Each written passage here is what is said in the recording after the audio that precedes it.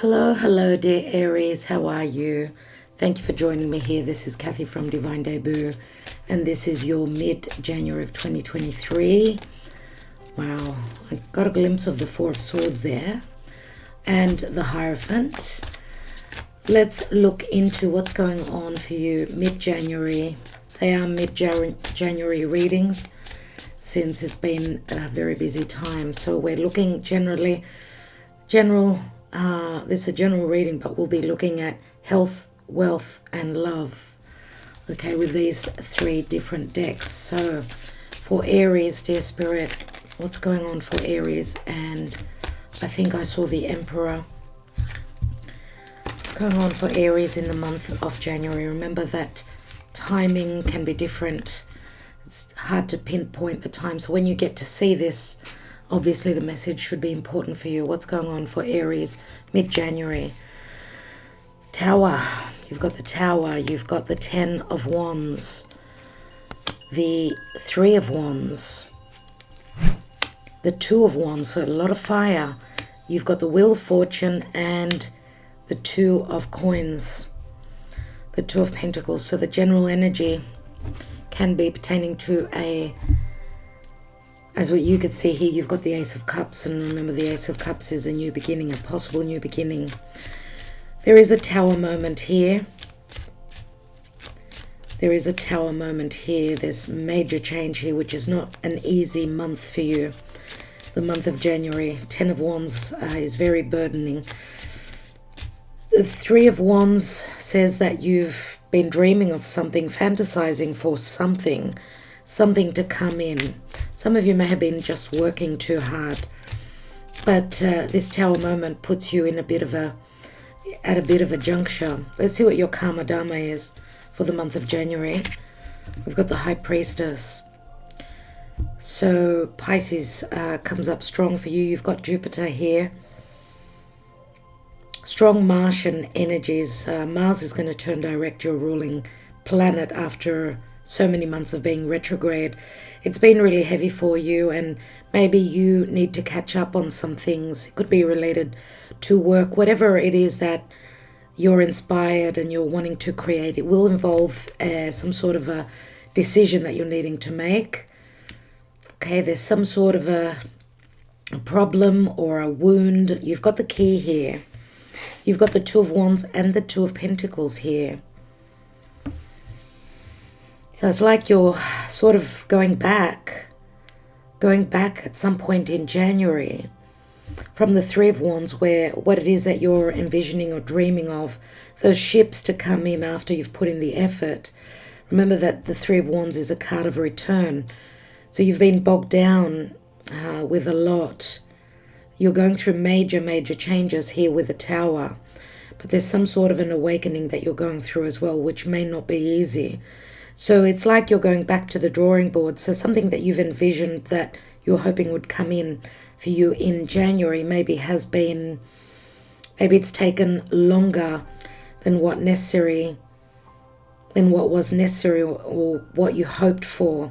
There's some sort of a decision going forward, and we've got another two here with the High Priestess. It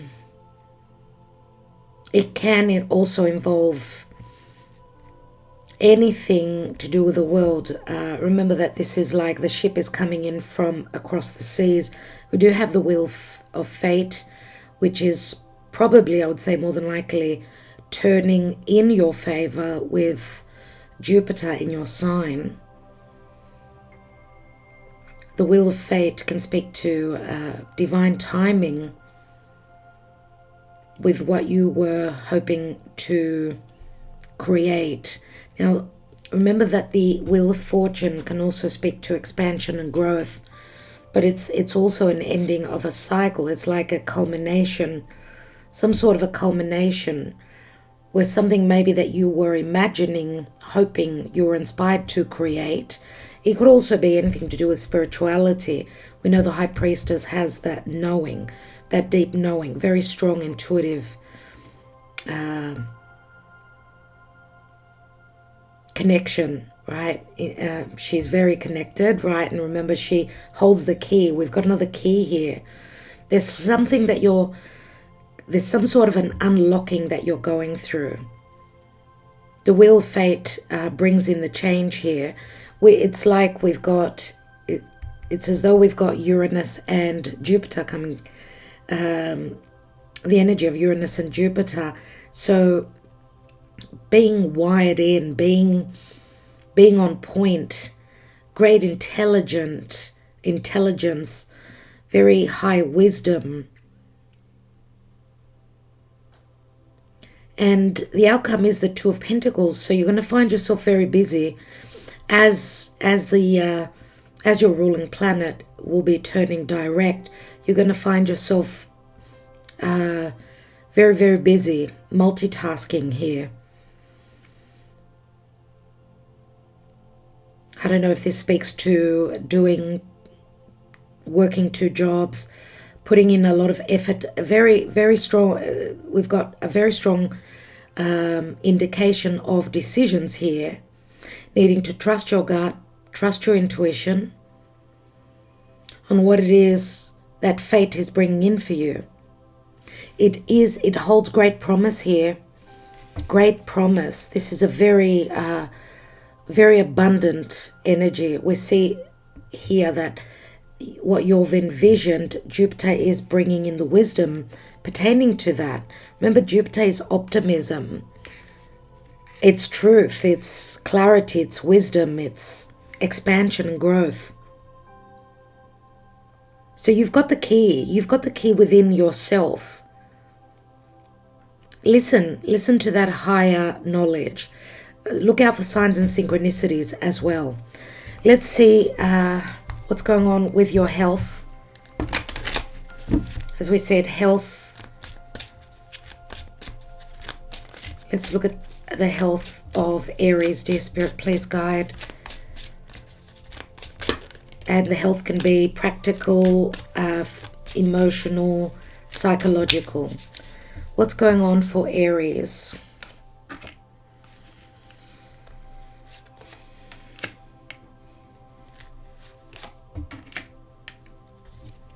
I do feel here that there was something confusing here. This could speak to emotional hardships, and when we talk about health, obviously this would be more Piscean energy. So it's more about your emotional, your psychological health. There's you're stabilizing something. There was, I don't know, I get like a sense of fogginess, feeling disillusioned, feeling confused. But the anchor grounds you, and there's something connected to medicines here. Some form of the use of medicines, something that also that you feared would be, I feel that there's grounded energies here with the anchor. It's like becoming stable and having the knowledge of what is it that you need to do. I mean, we've got 2 cards that could speak to medicines. This could be also you meditating, you going into meditation, or this is like holistic healing, but also some of you may fear medicines, but some of you may be also changing from more fear-based, not using medicines, to trusting that you can find your healing. Some of you may also be visiting a psychologist, someone wise that is showing you how to feel grounded and not feel giddy and lost. Okay, let's see what what's coming up for wealth for Aries in the area of business, let's say, and finances for the month of January. Thank you, Spirit.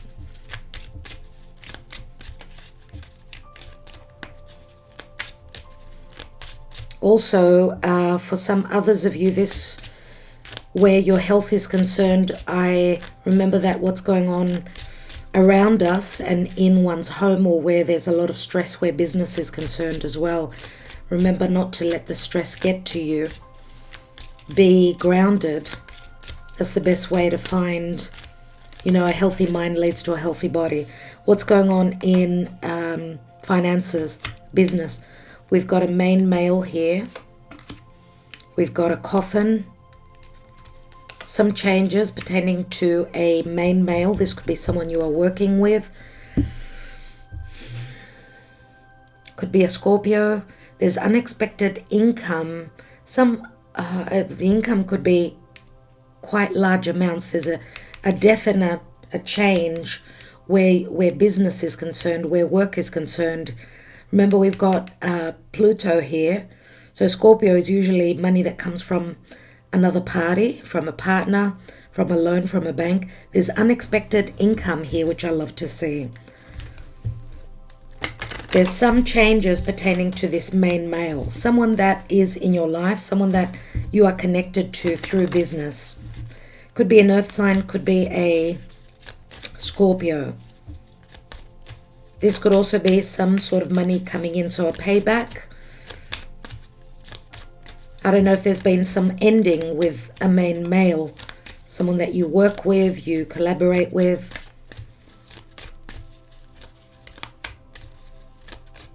This could also be financial help coming in for you. Let's look at love for Aries. Love for Aries.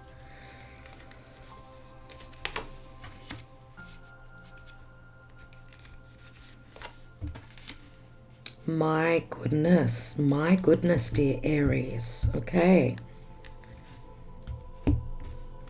This is like the Six of Cups. We've got the children that are playing here, but one child feels left out. So Six of Cups, I don't know if this is talking about a soulmate connection or a third party. Someone feeling left out in the cold, possibly.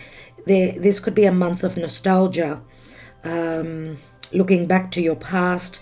We've got the fireplace here, which speaks to a lot of fire and air.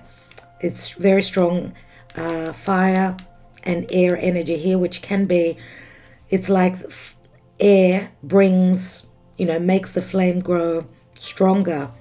But remember, fire can also burn. We do have the Six of Cups here. I mean, this is a possible, how I usually see this card is a possible, it's like the Ace of Wands or the Ace of Swords. Some sort of clarity, possibly. We've got the Empress here, or a Queen. So if you're a Divine Feminine, this will be your energy. Right, now the Empress obviously speaks to abundance. She speaks to nurturing, loving, needing to be patient. But also remember, she is Venus. She's Venusian.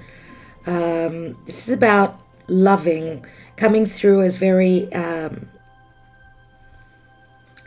only motherly, but more nurturing, you know, more like the water element and the earth element with the Queen here. So I see the fire here, the fireplace, as a very strong spiritual connection as well. So logically, this looks really good, unless you are in the group of people where someone is feeling left out in the cold here. But the Queen does promise that Empress quality. So being patient, possibly, that there is a flame that is lit here. Someone could be nostalgic about you. You could be in their memory. All right. So there's some very important decision here, or you're going to be very, very busy at this point. Okay, dear Aries. Thank you so much. Thank you for liking, sharing, subscribing, and commenting. Love and light to you. Ta-da. Hello, dear Taurus, and welcome to Divine Debut. This is Kathy speaking. Thank you for joining me here. This is your January. It's a mid-January reading. It is obviously in the middle of the month, as after the festive season has just been flat out. January, this is usually the way it's done. Anyway, dear Taurus, let's see what's going on for you in the month of January, or whenever you get to watch this video. the messages may be important for you. We will be looking into what's going on in a few areas. So we're going to look at health, wealth, and love. So, what's going on for Taurus, dear Spirit, in the month of January? What is the message for Taurus? We have the Seven of Cups, Temperance, Ace of Wands, the Magician, the Knight of Wands, and the Six of Wands. And the general energy is the Two of Cups. My goodness. It could be something connected to love or a partnership here. There's been a lot of confusion. Temperance is saying something is at play, divine timing. But there was and there is necessity for healing. Someone's been very patient. I get a lot of frustration here, especially with the Knight of Wands. What is the Karma Dharma? What is the Karma Dharma for Taurus? We've got the High Priestess. It's interesting because I just did Aries and they had the same card. They had the High Priestess. So I don't know if you are connected to an Aries or you're a Taurus with a few planets in the sign of Aries. We've got the Magician here. So there's going to be some sort of clarity, something to do with confusion, illusion, possible deception, third-party situations here with the High Priestess. She could be a third party. We do have the Two of Cups here. So the general energy is that there's going to be an agreement, possibly. We've got a lot of fire. A lot of fire. Someone's been really patient. We've got a Sagittarian energy very strong in your reading. I don't know if this is you connecting to someone that could be physically at a distance. I mean, the Knight of Wands is the traveler. He moves a lot. He travels for work as well. So if this is anything to do with a partnership, you need to trust your intuition. You hold the key. The High Priestess holds the key. Now, there may have been things that were unknown that will be cleared. The air will be cleared with the Magician. In January, it's when Mercury is retrograding but turning direct just after mid-month. So once you have all the information, you're running towards what it is you're hoping or something that you desired, right? There's clarity here. You end up with a Six of Wands, which is recognition, which is success, logically. So Leo is here as well as Sagittarius, possibly Aries, Pisces, as I said. Now the Magician rules Gemini as well as Virgo. It is a major arcana, so we need to take that into account. Let's see what's going on in health for you. You've got a couple of aces up your sleeve in the month of January.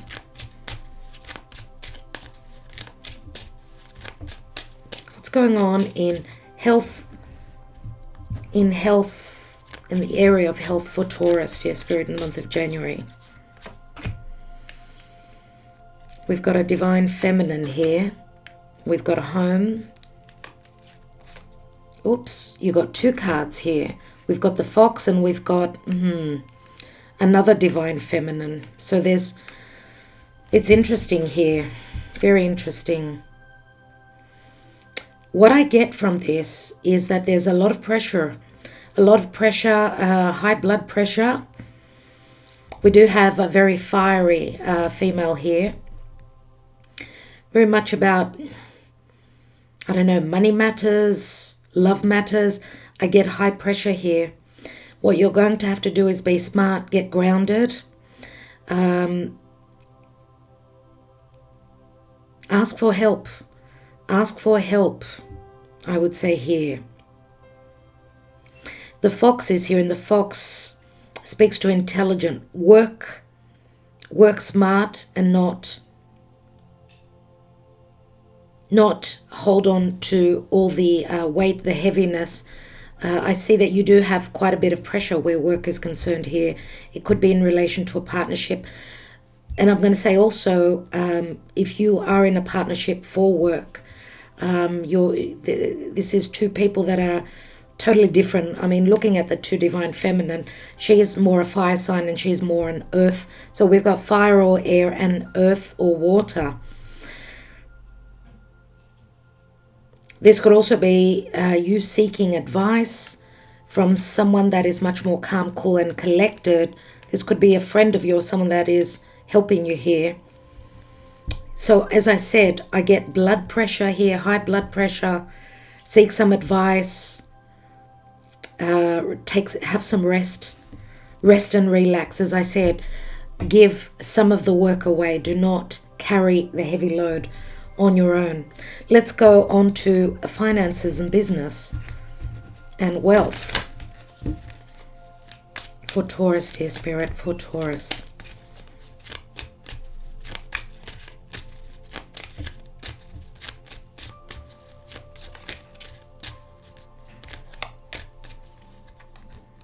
In the month of January, we've got the main male and Aries have the same card. Courthouse. So there's something legal going on. Now, if you're a divine masculine, this is you. If you're a divine feminine, this could be the person that you are thinking of. They could be going through some legalities here. And it's got to do with work, a partnership more than likely. This is also putting pressure on you. The courthouse could be something legal that you're bound by, and it's connected to work, and it's heavy for you. But you will come out on top, do not worry. You will receive what is yours. If you're taking someone to court, then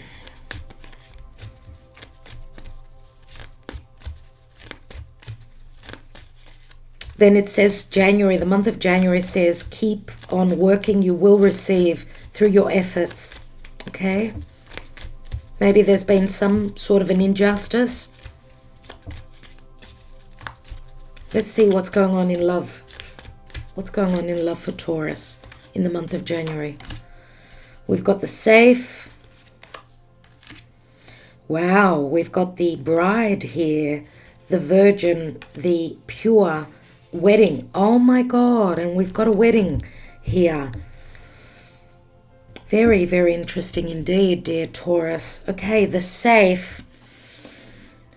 Now, let me just check. This deck is a Greek deck, which a lady asked me where she can get it from because she hasn't seen it. But the booklet is in Greek, unfortunately. So if you cannot read Greek, then this deck will not, it won't be good. It won't help you. You won't know how to use it.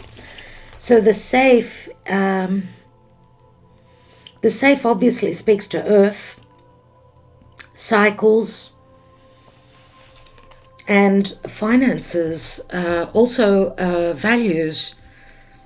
Okay, now usually with a safe this is where we secure our valuables, right? So I don't know if I don't know what's going on here. I mean, one of the doors is closed, the other one is open. The open means insecurities, some sort of feeling, a sense of loss. I don't know, some sort of an ending or a breakup. Remember that Knight of Wands also is the traveler. This is the player. This is, I desire to take action and succeed. If this has got anything to do with what's going on for you and your love life. We do have the Two of Cups here, which is obviously a potential. I'm not reading reversal, so it won't be the same for each of you. But what I see here with the door closed is that there is some sort of security. Unless this was a marriage because of finances, unless you're in some sort of a marriage because of the money. I mean, this is like the Hierophant, the wedding card. Here we've got like the Ten of Pentacles, so it does speak to family, but also to commitment and marriage. There's some form of a lack of value, or two people not being on the same page. I'm not reading these reversed. Let's see what's at the bottom of the deck. We've got the snake, dear Taurus. The snake is like, it's like the death card. It's, I should say it's the devil. I think this is the devil. I cannot remember the cards off my mind, as yes, it is the devil. It's still on your deck, but yes, the snake does speak to third parties. I did speak of the High Priestess, which could be a third party situation.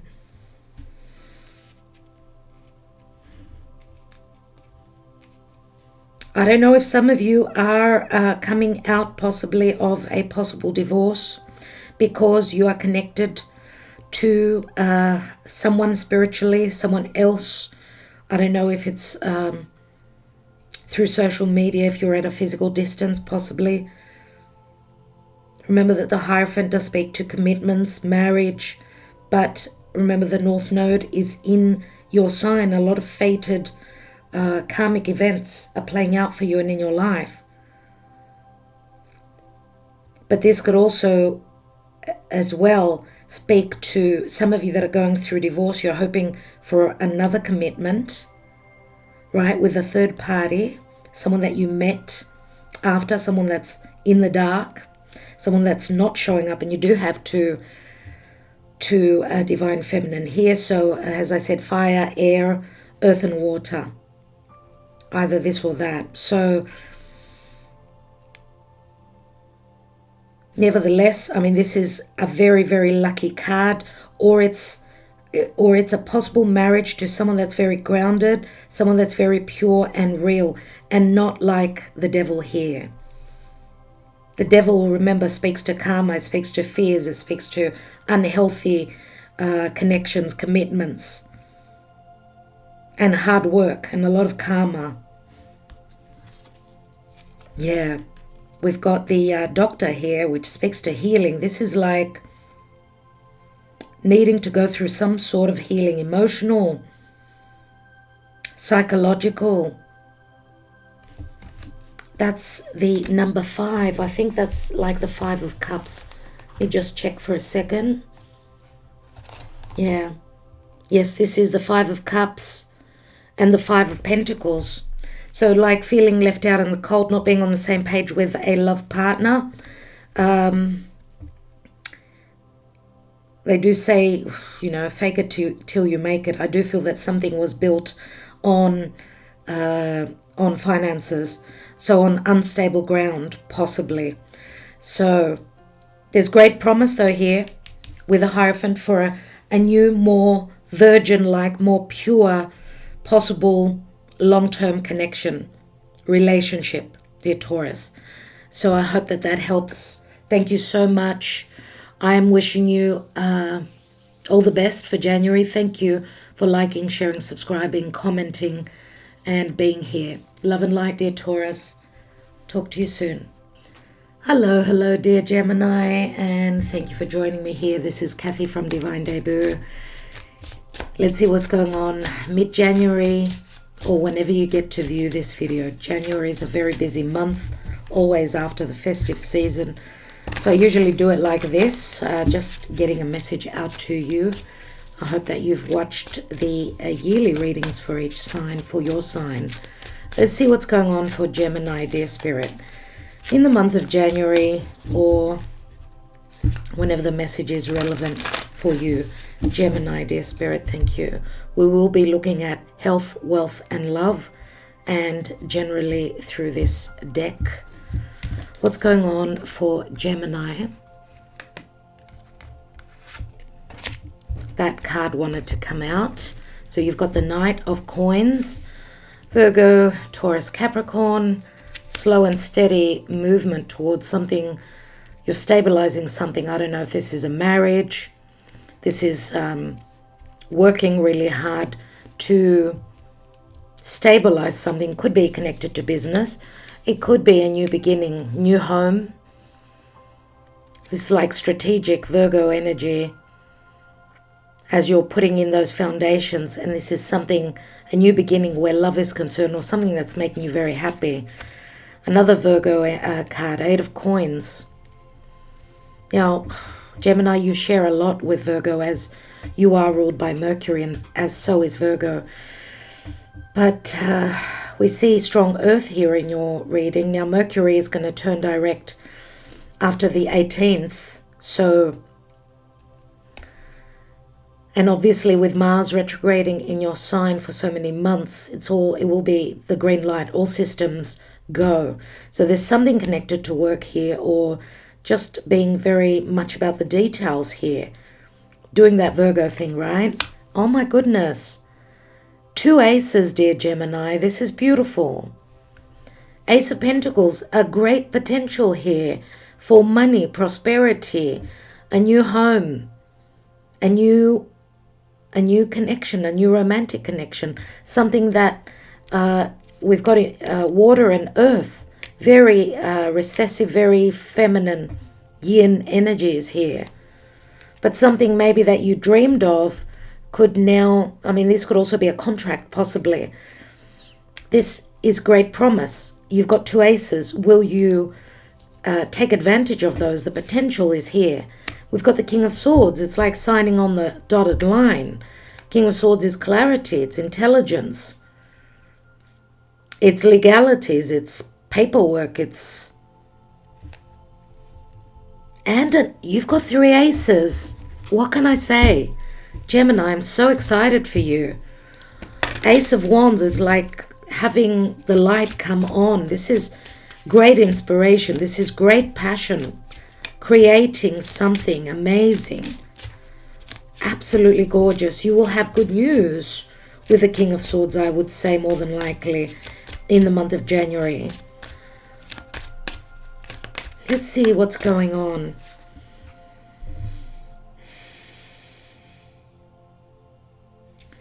Your Karma Dharma, oh my God, Virgo is all over your reading. This is not something rare, dear Gemini. Many times Virgo comes up in your reading. The Hermit could be a doctor. The Hermit could be wisdom. It could be you've seen the light now. You've been in your little cave and now you're ready to come out of that. Now, the King of Swords could also be, could be a doctor, could be a surgeon, could be anything legal. I mean, the Hermit could also be a doctor. This is healing through connection to the divine, to spirit. It's meditating. It's seeing the truth. It's connecting to spirit. It's finding your core self. It's going within. I don't know, it's like you've been in preparation mode for something, and now you are the guru. There's great intelligence here, Virgo and King of Swords, which could be also Aquarius. Great intelligence. It's like you using not only your left linear brain, but also your higher mind, right? The right side of the brain. It's like you having the potential to make magic here. But I want to say also, because the Hermit is a 9, you're one step before the Wheel of Fate, which is fated changes. Remember, it's a 10, which also turns into an ace. Let's see what's going on with your health. Remember that Virgo does speak to health as well. So I'm wondering what's going on. This could be if some of you have been working extra hard. I don't know if, because remember that the Knight of Coins, Virgo, can be very discerning, but also very much about perfection, picking out the flaws of someone else. I mean, we've got a couple of aces here and another ace here, so a lot to do with new beginnings. I'm wondering if any hardships pertaining to a home, a family, or a commitment, a marriage. And when I speak of commitment, it could speak to what you're working on. Maybe that's been heavy on your health. Some of you may be taking time out. You're needing to relax, right? Be away from the world. Let's see what's going on with your health. You've got the maze. There's so many people here. There's a lot of confusion. It's like feeling a little bit lost. We've got the Tower, and the Tower speaks to solitude many times, being stuck in a situation, feeling lost, feeling blocked. Or maybe also just needing time to clear your mind. Some of you may be looking into holistic healing as well. We've got a divine masculine here who's holding a rose. Now this could be the boy next door. Someone could be giving you advice, could be the guru for you, where things pertaining to your health are concerned. Now I don't know if romance is in the story here as well. For those of you that are or have been in a third party, I mean, the Hermit is about, trying to sort of clear the air. Remember, Virgo is all about the details, being able to read between the lines. So where there hasn't been clarity, right? There will be with the King of Swords. But also, some of you may have been stuck in a situation and unhappy, which may have weighed on your health somewhat. I get with the Tower, I get like you're holding back from telling people how you're feeling, or telling people the truth about where you are emotionally. Remember, a healthy mind leads to a healthy body, and the other way around. It's like seeking advice, seeking sound advice on something that's been weighing on your health. I do feel that your answers are next door. You're going to receive some sound advice, I would say, more than likely, from someone that could be a friend, could be a neighbor, could be just someone that's very grounded, someone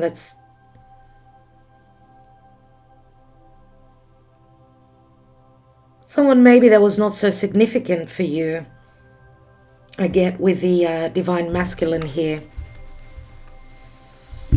I want to take one more card.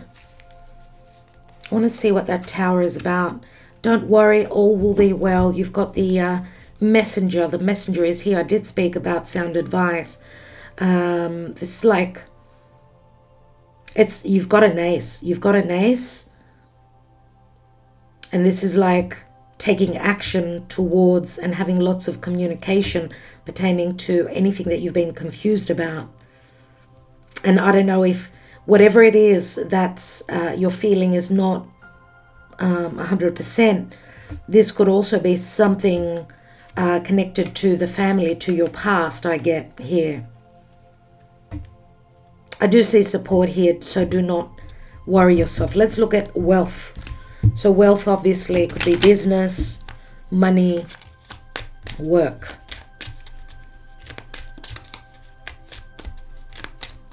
You're riding on some positive time, and remember that she's on a merry-go-round. So you've been around before. This could be something that you've been dealing with from before, but with the ace, I feel that this is good news coming in. And I don't know if you're going to be traveling also to someone that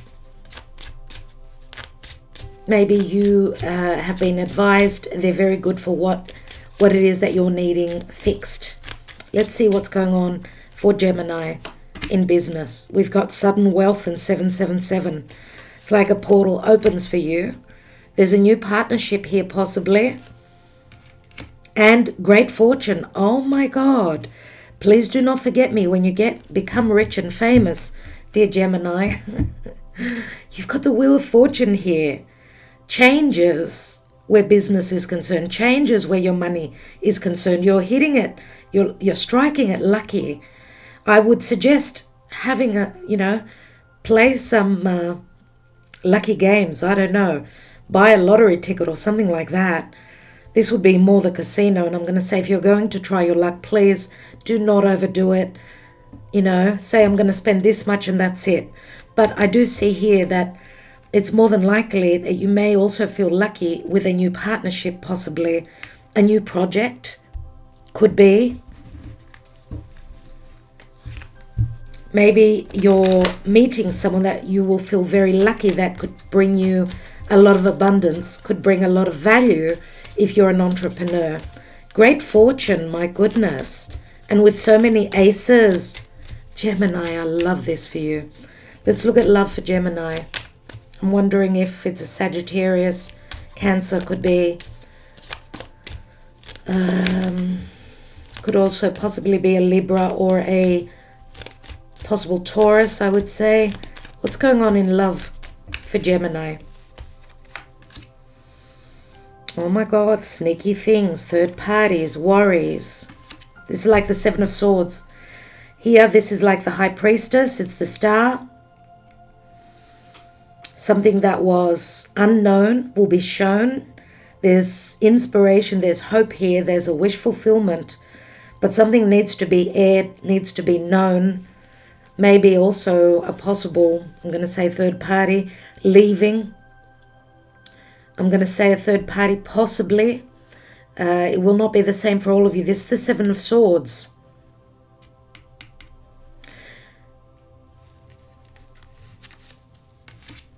And you've got a wonderful card here. This is like the...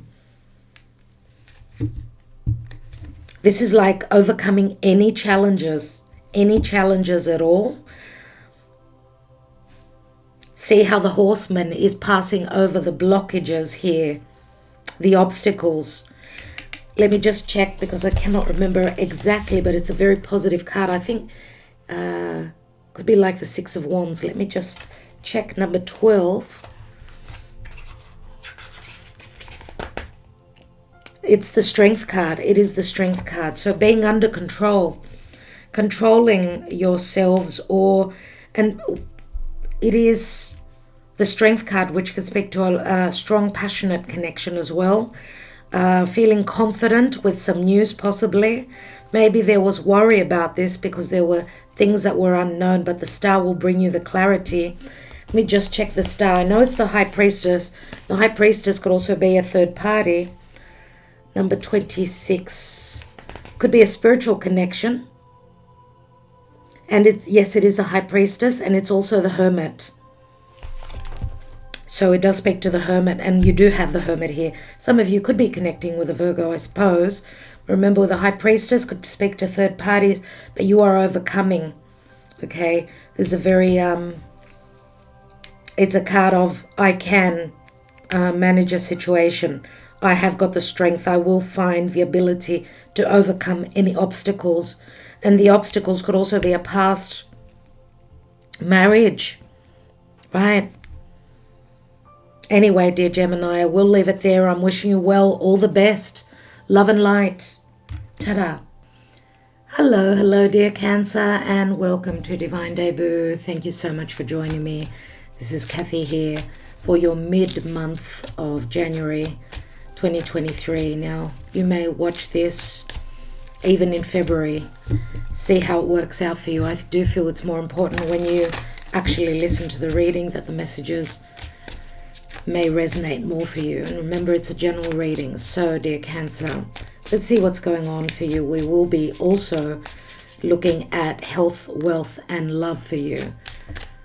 These are short readings for January, as we've done yearly readings, and it's been really, really busy for me. So I hope that you don't mind. Let's take for Cancer, dear Spirit, January, mid-January, or whenever you view this message. What's going on for Cancer?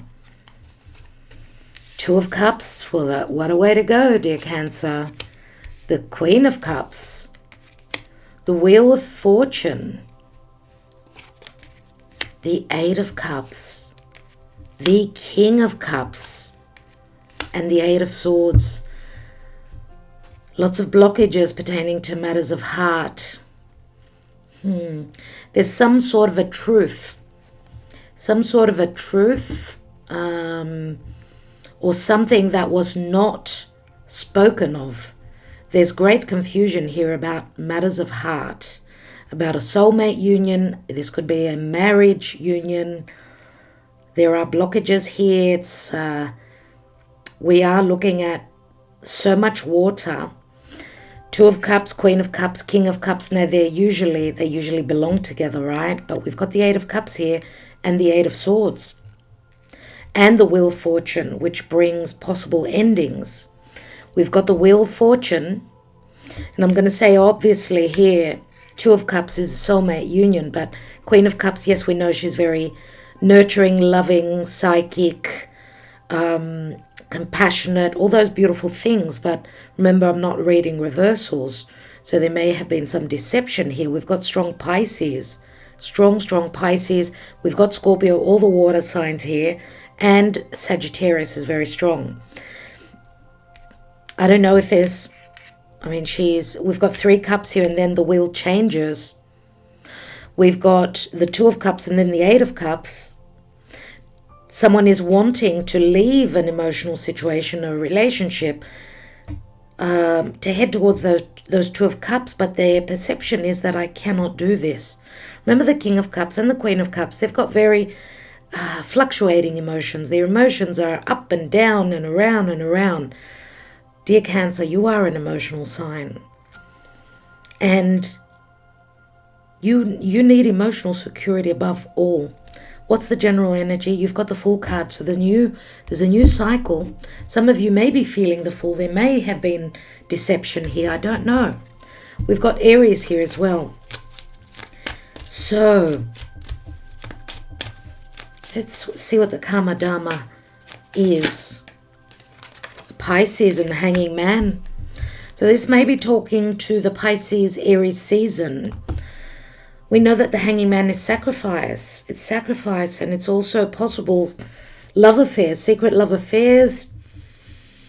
It does show up like a love reading, but all right, where there's possible creation and you're inspired to create something magical, something that you've envisioned, right? The Wheel of Fate does bring changes. It brings a new cycle, an ending and a new beginning. But the Wheel of Fortune also brings the truth. It brings wisdom. It brings expansion, growth, freedom.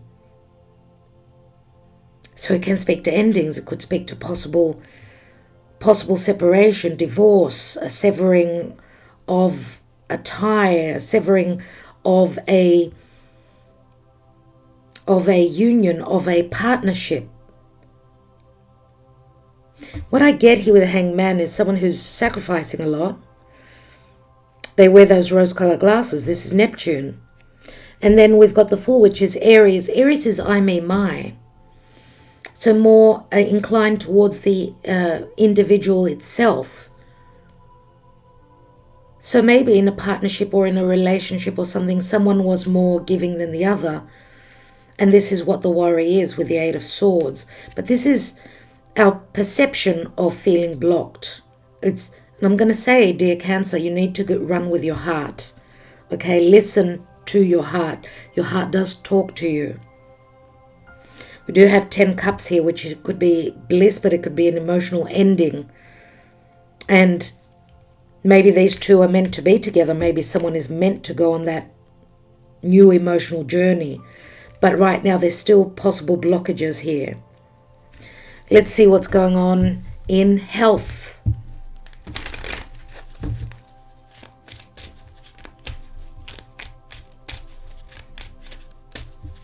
Now, the Hanging Man, as a Karma Dharma, the Hanging Man, right, Pisces.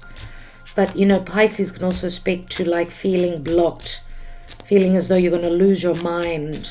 It rules hospitals, mental asylums, isolation, but also secret love affairs. We have transition. We have the Storks. So change, some sort of change. We've got the Garden. I feel that this is great. Like I see a lot of change here.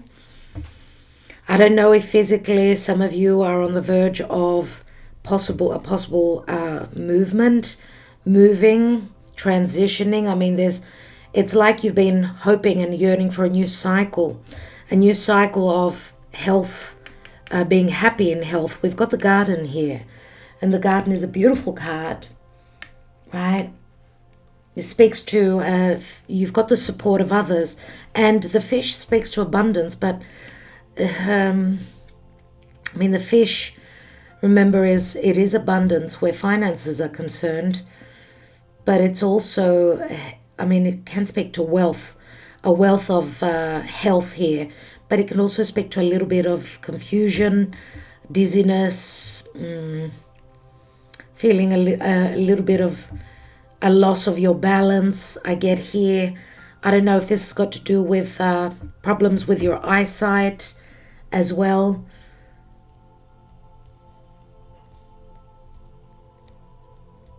That's what I'm getting with the fish.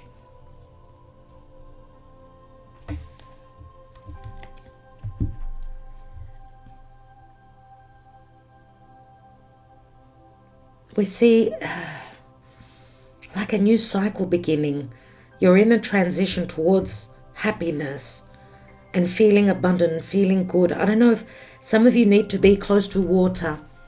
Yes, you need to be close to water. That will make you feel good. Let's see what's going on in finances, in wealth, business, work for Cancer, dear Spirit. And I'm wondering if some of you we could be talking about pregnancy here as well. We know the storks bring the child. So some of you could be on cloud 9 as well, even though there may be a little bit of worry.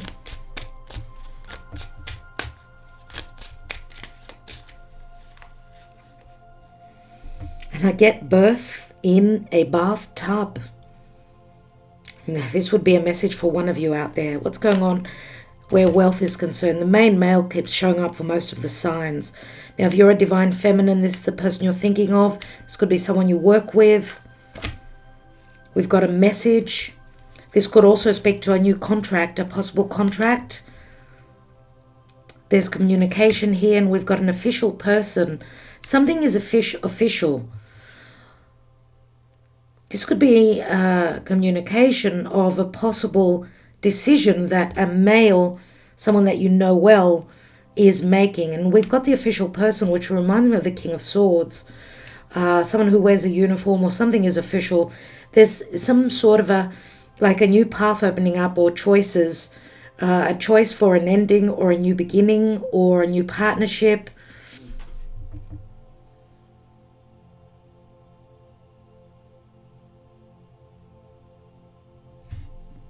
And it's interesting because the 7 does speak to the Chariot, which is your energy. So there's a choice that you're needing to make here. It is connected to a main male. Something is official. Something becomes certain, and there's stability here.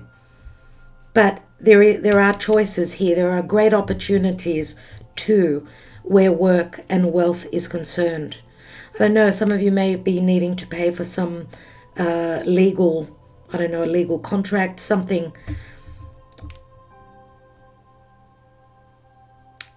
that you may be trying to find an intelligent way to save some money, or it's like you're wanting to secure something here, a new job, something or other. I do like these 3 cards. Let's see what's at the bottom here. And we've got community. So there is support. There is support. Community is the people that surround you. There's financial support from others.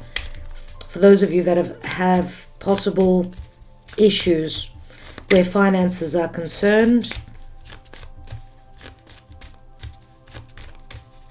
Let's see what's going on in love for Cancer. Love for Cancer in the month of January. We have the cats. We have the whip, which is like the 5 of Wands. And we've got the moon. So there's something unknown here. See what's at the bottom. We've got the dog. The dog is like the Fool. It's like a new journey, just like you've got here. It does speak to loyalty, though. Now, the cats can speak to, we know the cats have got 9 lives. They've been through a lot, but they still survive. This is also about nurturing the ones that you love. Remember the mother cat, she can be very playful and very protective towards her kittens, as they're very curious, right? They can get hurt. Let me just check with this deck. It is a Greek deck, so it's still a new deck for me.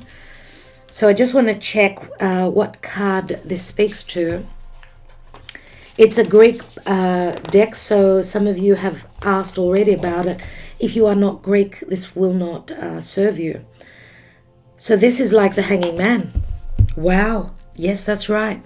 It's the Hanging Man, which also speaks to sacrifice. Some of you have sacrificed too much, but you just cannot be on the same page with someone that could be deceptive. Right? The Moon can speak to deception, illusion, third parties, secrecy, a fear of taking that new path. But I do feel with a dog, you're loyal to this. Some of you are going to take a leap of faith where love is concerned. I don't think that this will stop you in the end.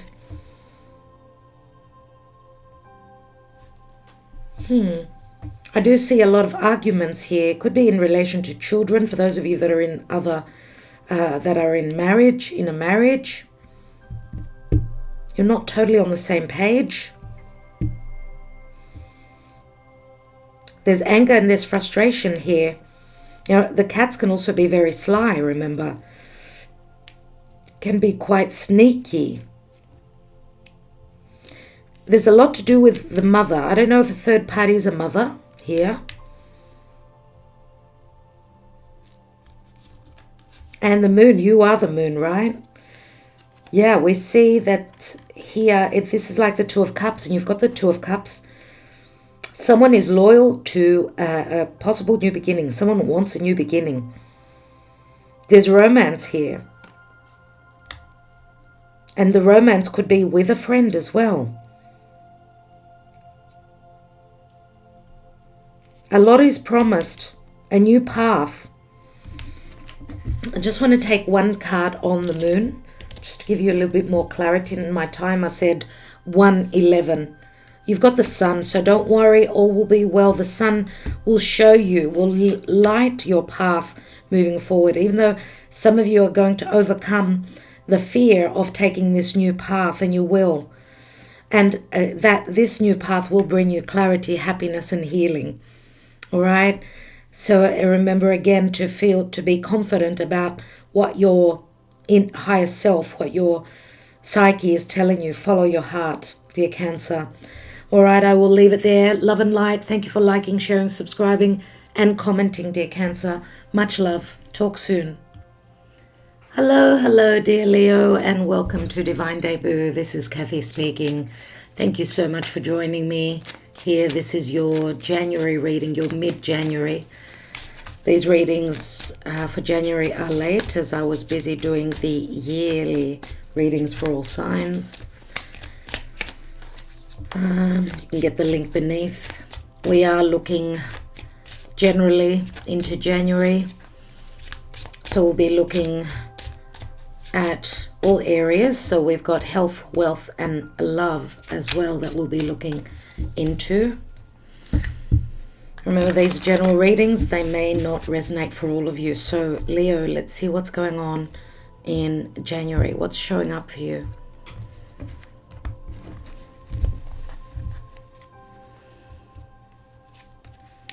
Seven of Cups,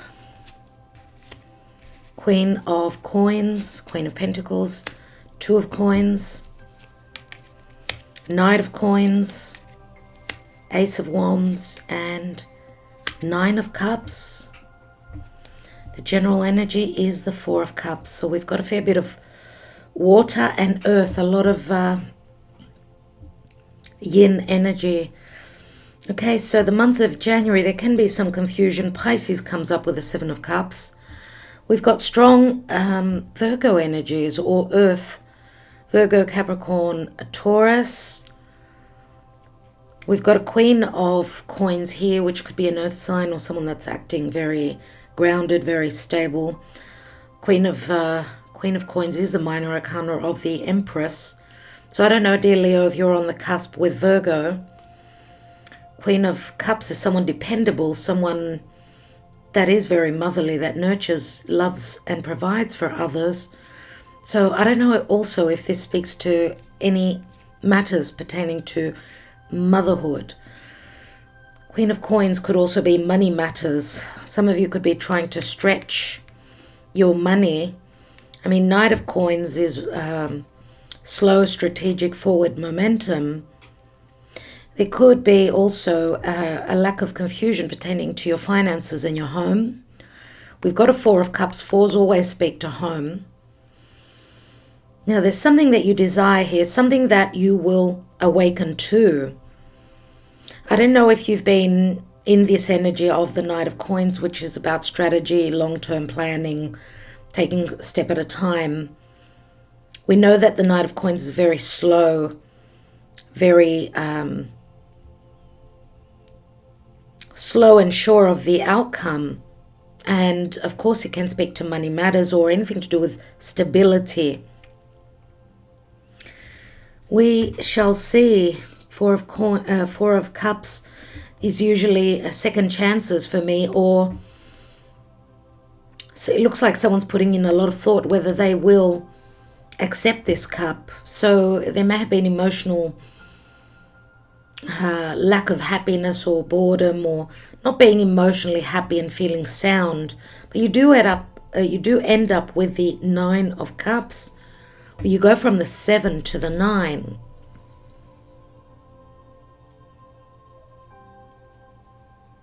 This could also be an earth sign that you're dealing with, that there's a lot of confusion around what they're up to.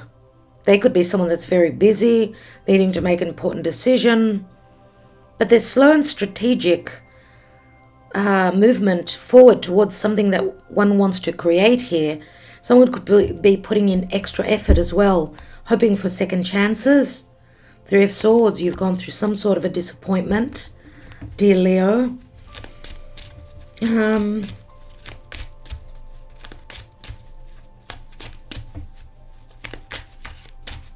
Let's see what the Karma Dharma is for you. Seven of Cups can also speak to many opportunities, but having difficulty in understanding what will get you to your goal, what will get you to your wish fulfillment. I do see with the Four of Cups sometimes missed chances,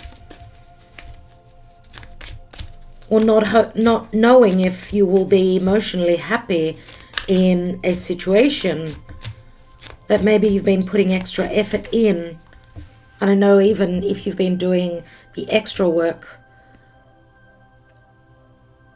within a partnership relationship, or you're wondering if someone is going to be stable, if someone can be dependable, whether there'll be a new beginning. This can speak to partnership or love relationships, any relationships as well.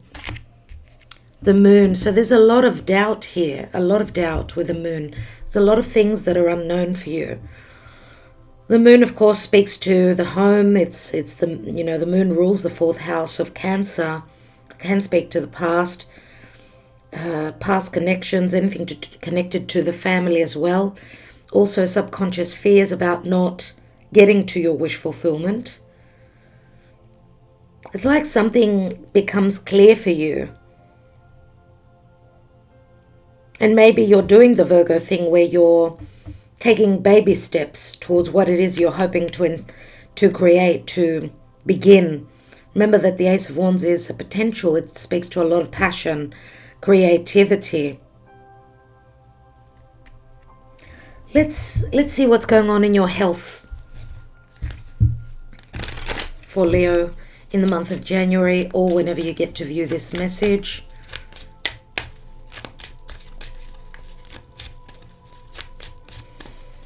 Now, after the 18th, Mercury will be direct. Mars will have turned direct. as I'm doing these readings. So it's like all planets will be direct, which means things will start to move and not be up in the air. Just like the Seven of Cups and the Two of Pentacles.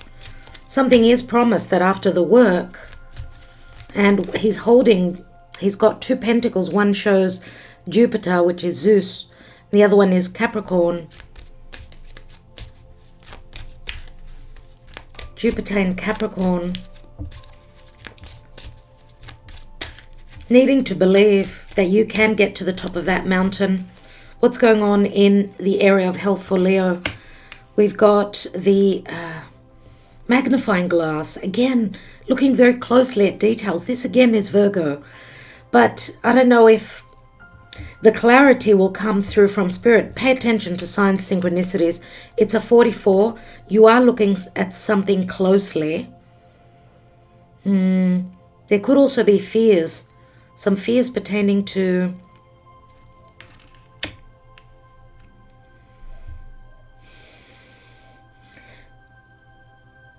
your emotional, physical health. You do have the clover here. So where health is concerned, you're looking at something closely. Remember, Virgo also rules health. It's the house of health. It's the 6th house. Or your work and what you do daily. Hygiene and all those things.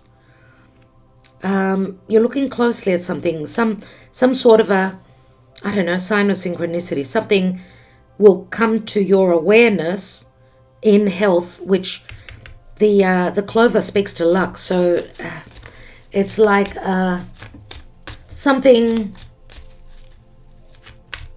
you're on a roll. There's luck here where health is concerned. I mean, the clover is Jupiter in Sagittarius. And I don't know if this has got to do with spirit. I mean, Jupiter in Capricorn is an earth sign. It's all about getting grounded, not being too optimistic, not overblown optimism. I feel as though you're wanting to be strategic, grounded, and taking baby steps. As I said, dear Leo, you haven't had it easy. And there's something you're looking closely at, pertaining to your health. Don't worry, you will get to the bottom of it with a clover. There is happiness here with a garden. There is happiness here, so the news is good. Some of you were scared pertaining to some sort of poison. I mean, the garden is, remember, it's the Garden of Eden, the poisonous apple. I don't know if you're intaking something that you feel may not agree with you, but all will be well. Herbal, some sort of healing through plant, holistic healing, plant-based medicine, something that you're using that will help you. I don't know if it's your stomach and your intestines. So let's look at wealth. Let's look at wealth.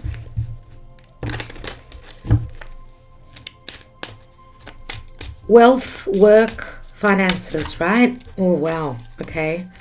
I got a peek at something is official, which does bring up, I don't know, about signing on a dotted line, something to do with contracts. Something is official, like signing something, some sort of decision that's made pertaining to choices. There will be opportunities. There can be endings and new beginnings. What's going on for Leo? We've got unexpected income. Money's coming in. We've got the courthouse. What I get is justice is on your side here. And we've got the mature woman, which speaks to abundance to me. You've been waiting for some sort of return. It could be a legal situation. Some sort of an injustice is made right. This could be help coming through. Financial help. Things being made right. there is a connection to a mature woman, which does remind me very much of the Empress quality. I don't know if this is financial help coming from a mother, or you are paying money towards helping, supporting a mother. I do see it generally as justice. Brings you back some money that was owed to you. Could be from another mature woman, if this is not you.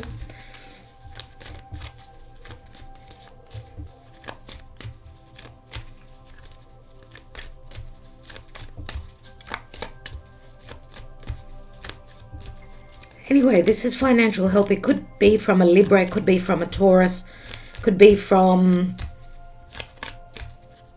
an earth sign. Let's see what's going on in love for Leo in the month of January, roughly. Okay, the hard work, the heaviness has been done. Your ships are coming in where love is concerned. Now, we do see the anchor here, and it's interesting that we've got a 22. 22 does speak to being at a juncture or a decision. Possible separation, divorce. There are opportunities. It is official card, which I spoke of, contracts or something like that, is also a 22. So there's an opening, there's opportunities here. Logically, the ship, when the ship comes in, it brings in great abundance.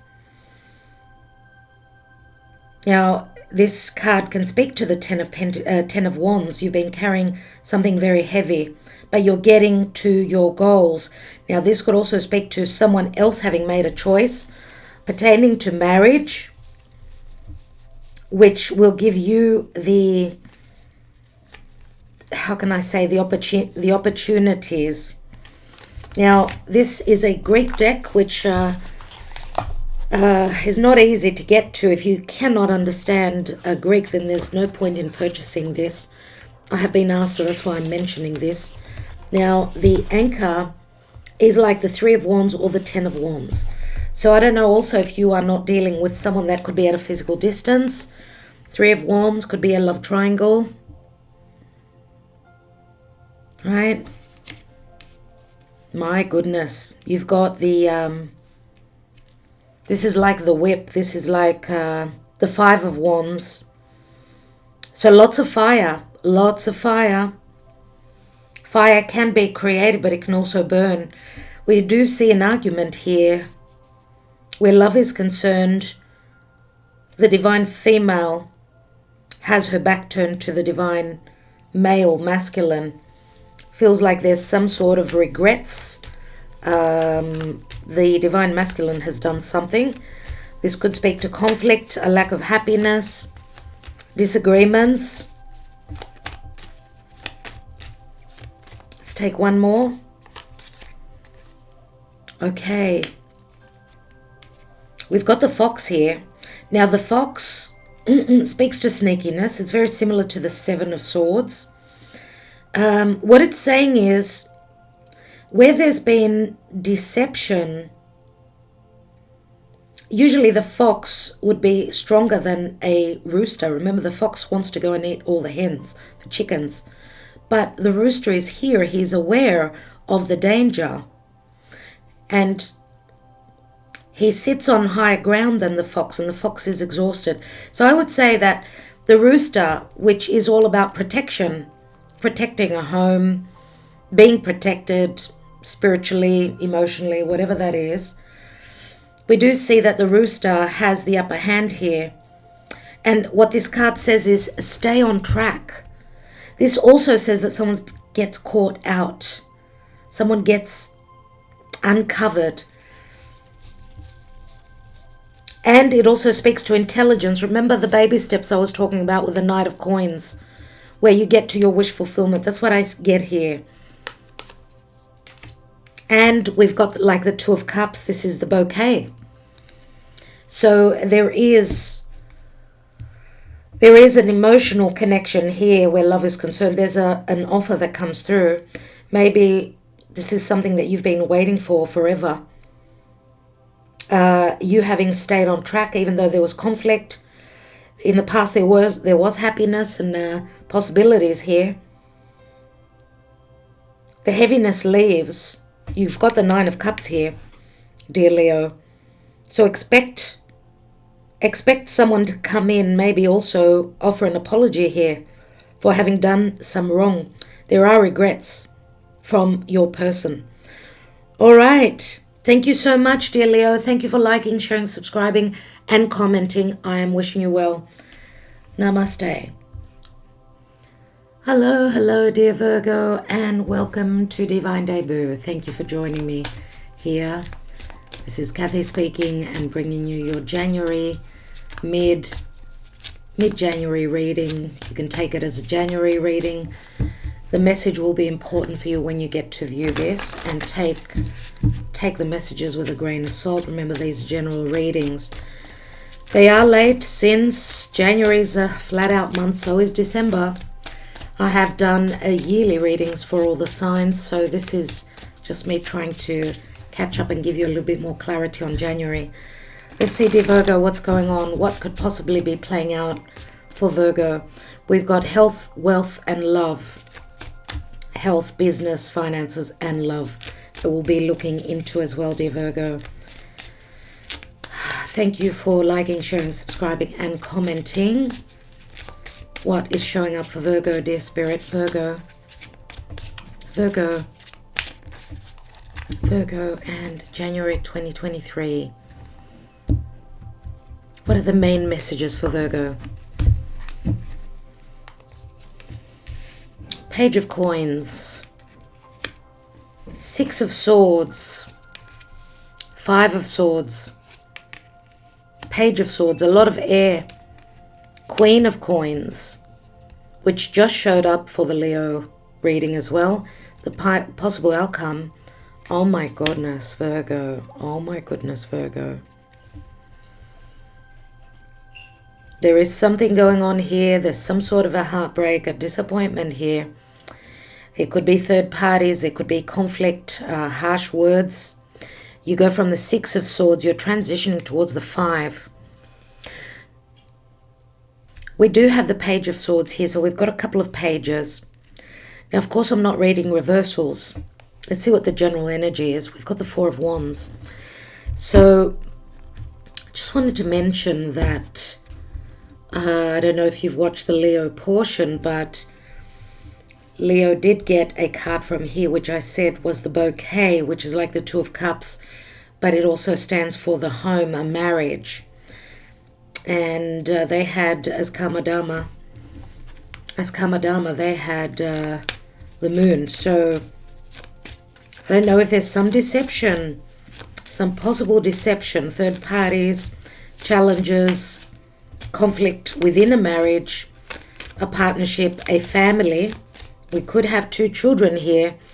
We've got a Page of Swords and a Page of Coins. And we've got a Queen of Coins who is usually very motherly. So Virgo, Capricorn, Taurus, but I feel it's mainly your energy. You're in between the conflict. I don't know if you're the meat in the sandwich, if you know what I mean.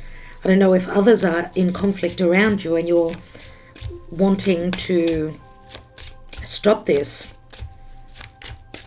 Lots of swords, lots of air. You may be dealing with an air sign, Aquarius, Gemini, or Libra. We do have Gemini very strongly with the Page of Swords. Page of Swords, we know, could also be the spy. Could be, remember, the Page of Swords could also be a student, someone going through. We've got two students possible here, possible students, possible learning. Page of Coins is something to do with the future, something that will ground you, something that is of security. Could speak to finances as well. But I get a lot of competitive energies, lots of swords here, lots of anxiety and stress, competitive energies. It could speak to your emotional, financial, and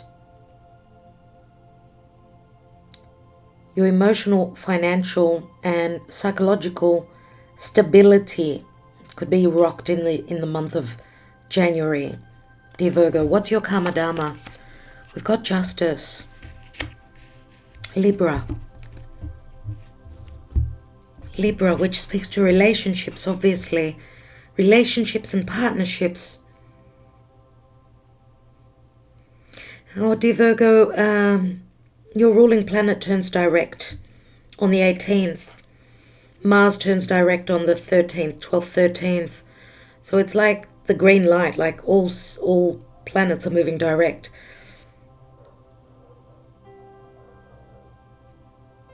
So we've got the page that turns into the Queen.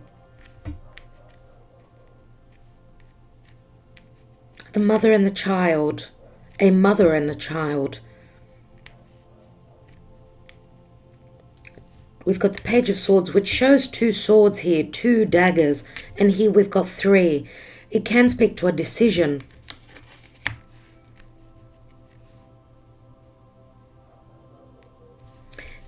And you're learning something.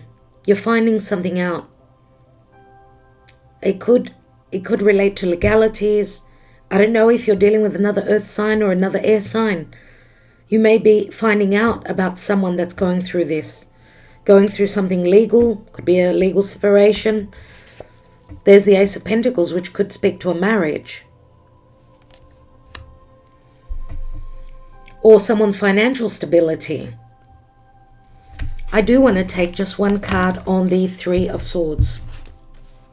Just to get a little bit more clarity for you.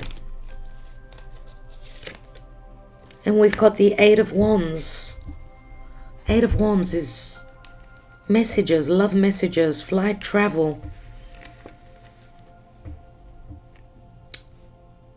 Things starting to move. I don't know if there's been some injustice, you've been stuck in the past, you've been possibly not able to get out of an unhealthy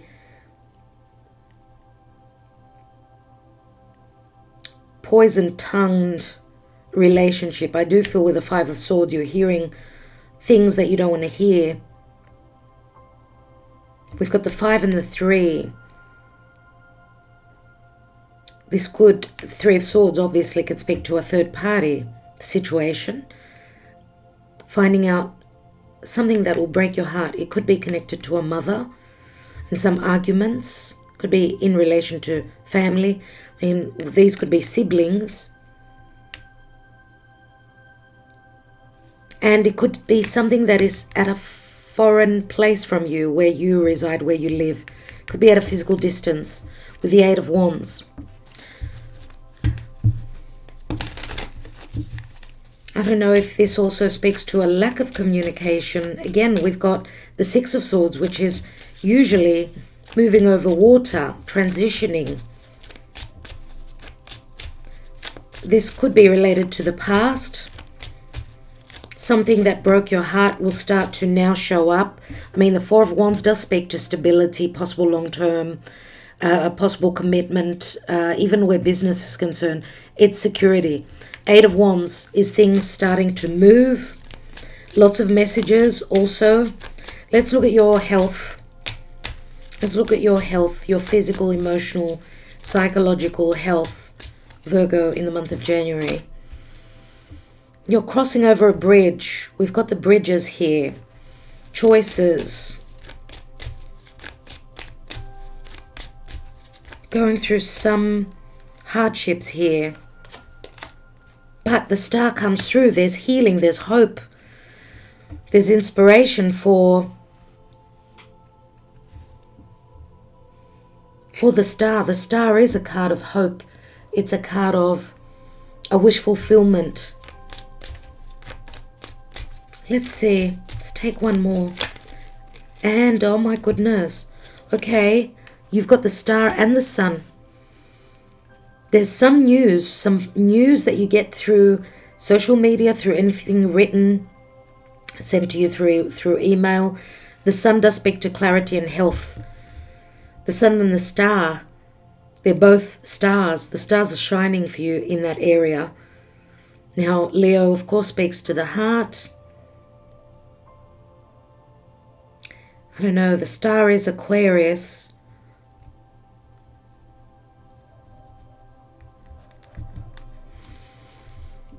Leo and Aquarius.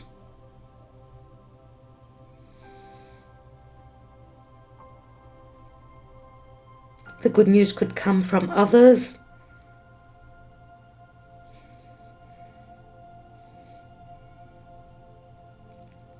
Okay, some of you may also have issues where I would say your calves are concerned. So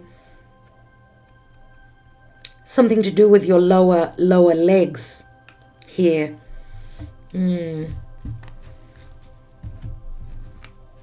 But the sun, remember, will bring clarity and understanding.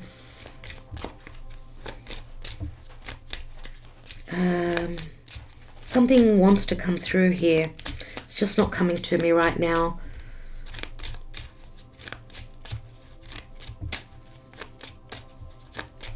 Let's see what's going on in finances, Virgo.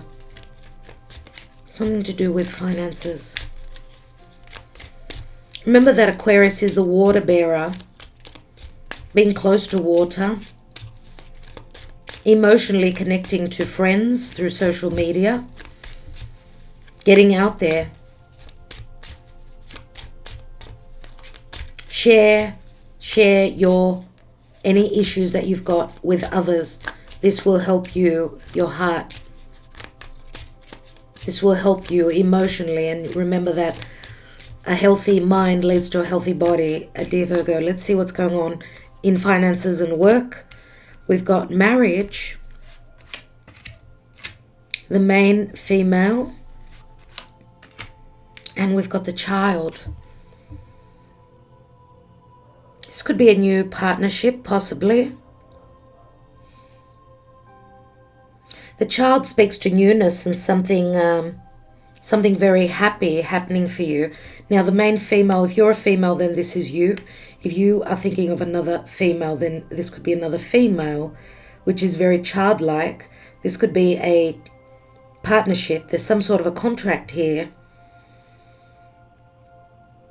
But we see something new. It could also be a new cycle.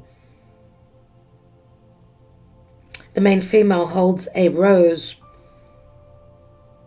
The rose can speak to an offer.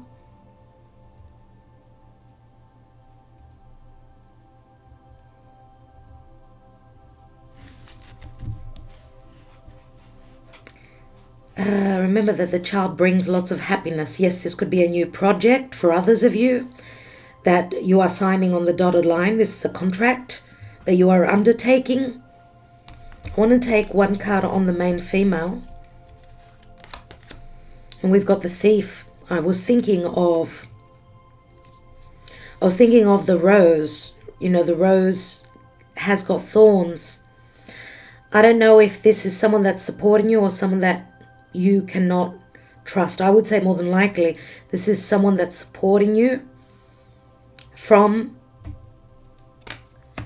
We've got the thief, which can be loss. It can be financial loss. It can be an actual thief, someone that's trying to steal from you, someone you cannot trust. Now, obviously, we've got the marriage, so I don't know if this also relates to a partner that's wanting to steal from you. It could be a marriage partner that you work with, or it's just actually speaking of money, right? Your finances. Just watch. Keep your eyes open, all right? Let's see what's going on in love for Virgo.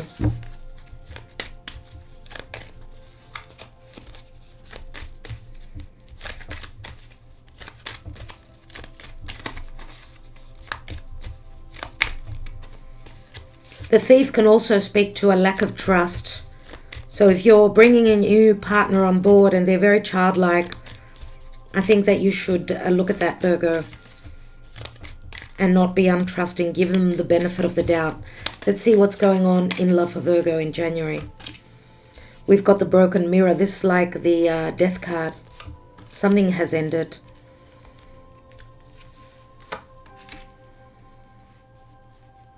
But we've got the safe here, and the safe does speak to finances, value, self-worth. Now, there's news that's going to come in that's going to be very important. It can go either way. We see that this woman received some news and she's dropped the envelope, which means everything that she's got to do, and she's a 13. Again, 13 is the death card, right? Scorpio. I don't know if you're dealing with a Scorpio, but the news that comes in gives her a sense of security. We could see the door closed to the safe on next to the woman. Here, we've got the door open. So some of you could be coming out of a broken relationship where someone was just taking from you. There was no emotional, financial security.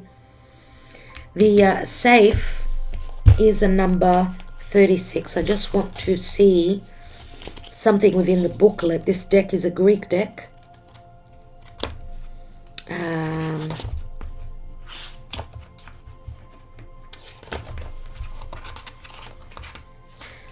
36. So it speaks to Earth cycles. So it's all about Earth and cycles. Just like you are having gone through a difficult cycle. Maybe this cycle is ending now. Possibly. There could be changes here with the what's coming in. The news that's coming in. Let's see what's at the bottom here. And we've got, it's like 3 sides. Again, Scorpio comes up. Some of you are definitely going through an ending of a third-party situation. We do see 3 sides here. This person, it takes their time to make up their mind. I don't know if this is you. We see the wheat. He's sharpening his scythe, ready to collect the wheat, the abundance. But there's a decision, that a dilemma with the 2 sides that are up in the air. This is very much like very similar to the 3 of Swords for me. But, and it's a number 7. Yes, it could speak to a King of Swords and the 2 of Swords, a dilemma. Okay, there's a dilemma here pertaining to love. And we've got the Queen, or the Empress, we could say here. The Empress can speak to abundance. The abundance is there. It's in your hands. As long as you know that this mirror is broken, this is an ending here. Where you haven't felt safe and secure with the open safe, it's like you've been giving and giving and giving. Right? I would say more than likely that the news that comes in, especially with the Child and the 8 of Wands and the Justice card and the 4 of Wands here, I would say that this should be to your advantage. Remember that we've got the Empress here. This is abundance. Remember, this is knowledge. And we've got the Lily beneath, which speaks to a past connection, possibly purifying something. The Lily does speak to an open wound as well. It's a wound where, Chiron in Virgo can speak to ethics, wisdom, and morality. So needing to do the right thing, and I know, Virgo, that you are very much about morality. There's the Ace of Pentacles. You are very stable. You have been dealing with the devil. And the devil is hardships, difficult cycles, difficult lessons. Justice comes through. I hope that this is in the upright for you. Dear Virgo, lots of love, lots of light. Thank you so much. Talk to you soon. Hello, dear Libra, and welcome to Divine Debut. Thank you for joining me here. This is Kathy speaking, and we're looking to your mid-January reading. It is a general reading, may or may not resonate for all of you. It is done at the middle of the month, since January and December, very busy months. We will be looking generally at things with the tarot deck here. We're looking at health, wealth, and love as well. So hope that it gives you some sort of clarity. Let's see what's going on, dear Libra, for you in the month of January, or whenever you get to see this message. Thank you, Spirit, for Libra.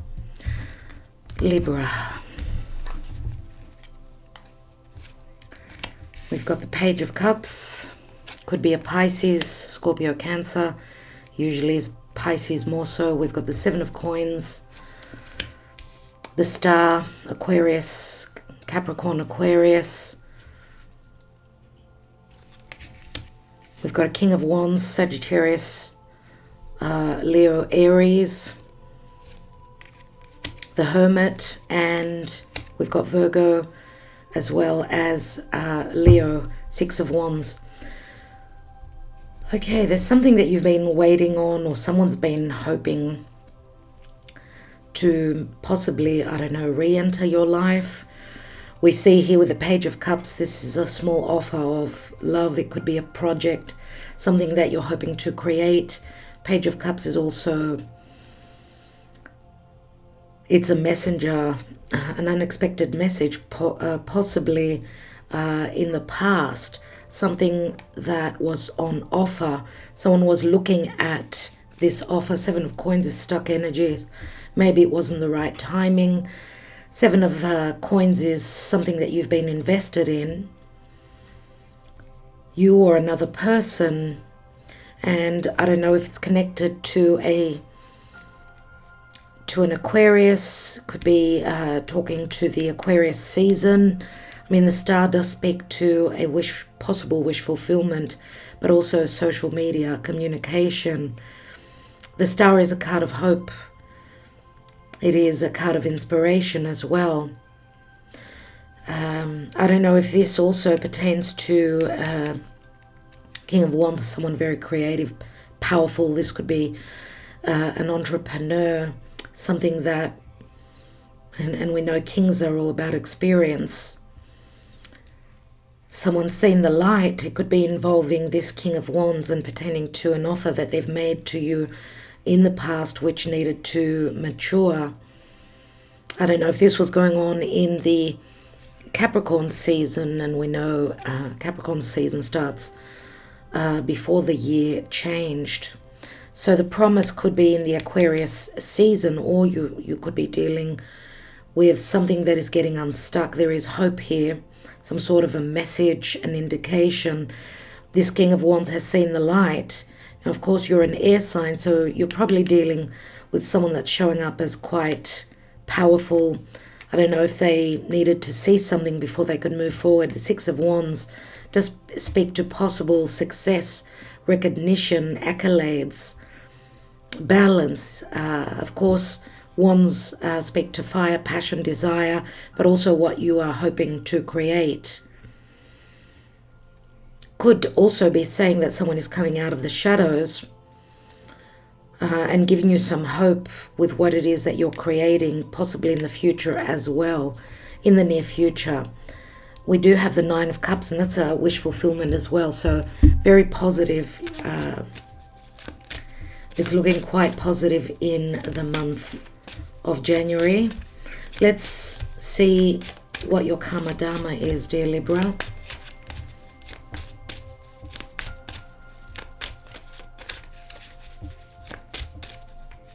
Now remember, January is when Mercury and Mars come out of retrograde, as well as Uranus. So after the 22nd of the month, you may have good news coming in.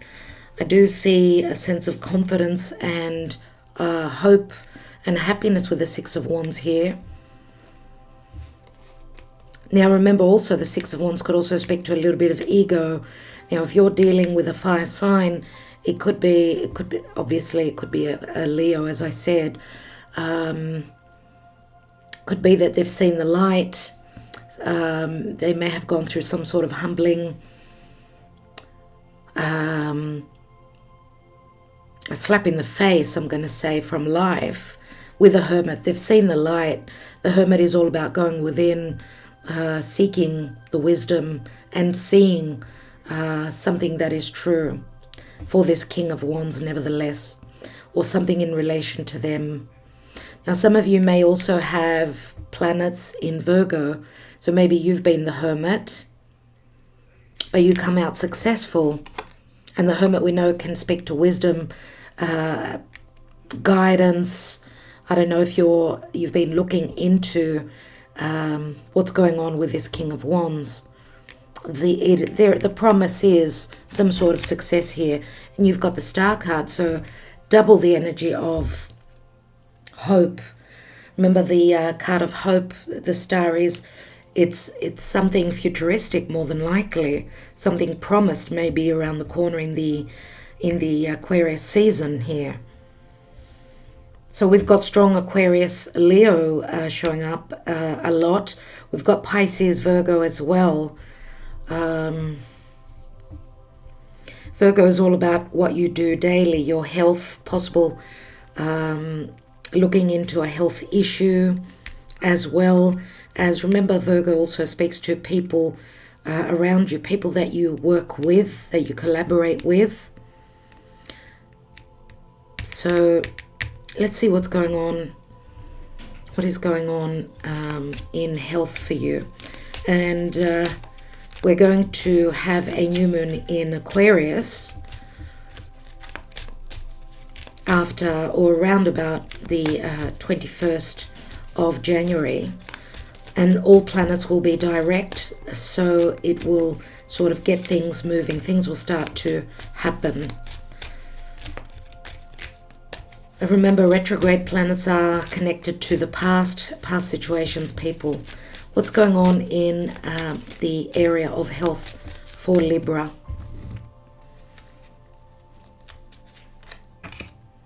You've got the Star 3 times. There is nothing to worry about. Remember, the Star is also being Aquarius. We know Aquarius is ruled by Saturn and Uranus. You may have been dealing with blockages, obstacles, but of course Uranus, could be a tower moment, some sort of an awakening, some sort of an aha moment. And it's futuristic methods. So where health is concerned, maybe you're finding something to relieve maybe the stress. Maybe you have been under a lot of anxiety and stress. You will come out the victor. You need to keep the faith, obviously, here with the cross. The cross speaks to, sometimes it can speak to having worked too much effort put in, maybe, and that could spark off stress and anxiety. Remember, the cross can be a heavy burden, carrying too much. And the fox speaks to intelligence here. Figuring out some intelligent way to deal with what's been going on with you. I don't know if you've been dealing with back problems. I mean, Capricorn does speak to the skeleton, and the Ten of Wands does speak to heaviness, carrying a heavy load. There's an intelligent way to heal what's been burdening for you where health is concerned. I want to take one more on the fox. Maybe you also, because the fox can speak to trickery, maybe there's been some sort of a misunderstanding or not understanding something. The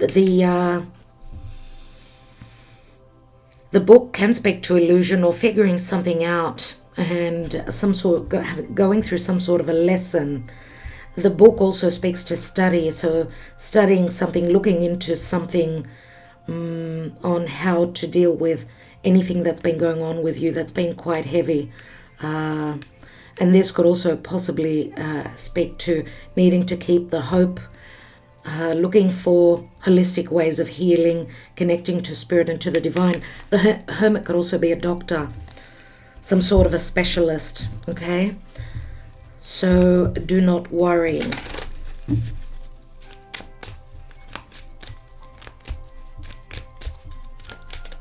Could also speak to finding the right medicine. I mean, Pisces with the book, Pisces does speak to also emotional, psychological issues, but also some form of intake, taking something as medicine.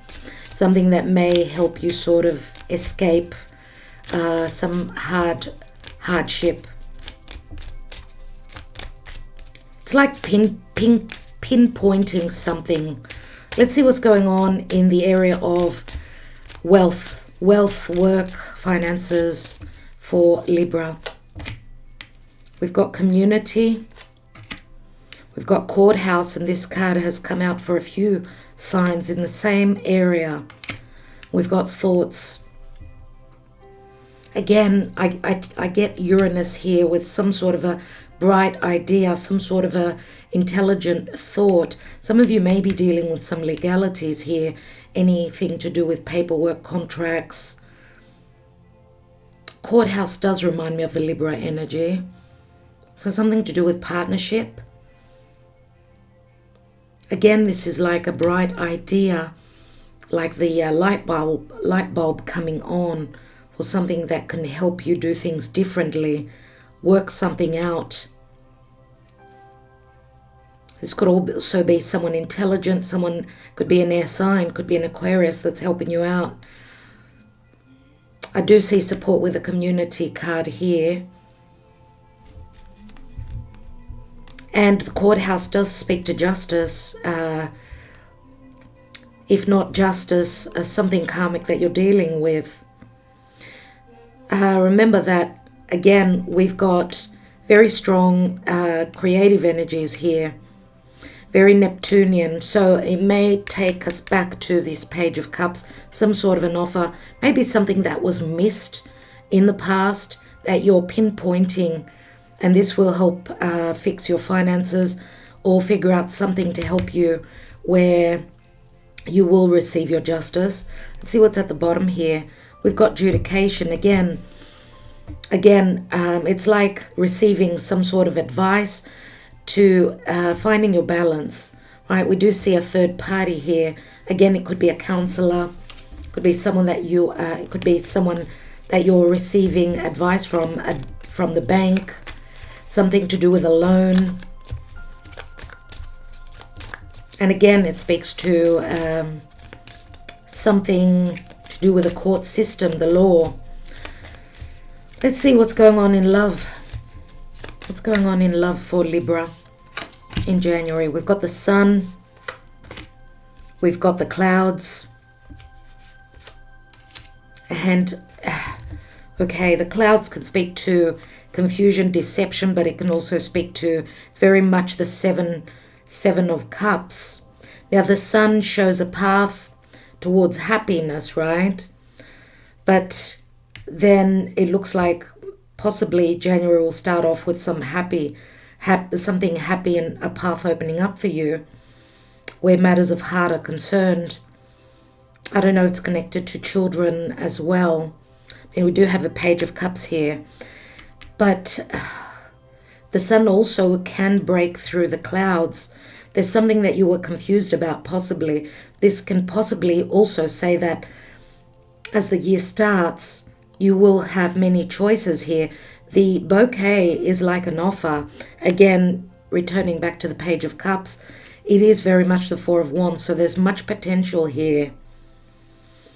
Much potential to clear something that you were uncertain of. It does show a little bit of worry, possibly mid-month. It could be concerning a long-term relationship, a possible, and I'm going to say, because we've seen adjudication, courthouse, and possibly also the Hermit being a card, a step before the Wheel of Fortune. Some of you could be coming out of a past deceptive commitment, marriage, possibly, and looking to a new relationship. Yes, this is possible. But also for others of you, you've already possibly gone through this. Remember, you've got the Nine of Cups, you've got the Star 3 times. So cats have 9 lives and they can live through anything. Right, cats can also speak to deception, but also we know that the mother cat is looking after her kittens. So responsibilities come up here. Trust your intuition. They are very psychic. I get the High Priestess here and the Hermit. Some of you have gone through an awakening, a spiritual awakening, or you're going through it now. Maybe an aha moment. Okay? So anyway, I will leave it there. I hope that this helped. Dear Libra, I'm wishing you well. Talk to you soon. Thank you for liking, sharing, subscribing, and commenting. Much love. Hello, dear Scorpio. How are you all? Welcome to Divine Debut. This is Kathy speaking, and I want to thank you for being here. This is your mid-month of January 2023 reading. It is late as December, January, a very busy month, so we usually in January do the mid-month readings as we did last year and probably the year before that. Let's see what's going on as all planets will be direct in the month of January.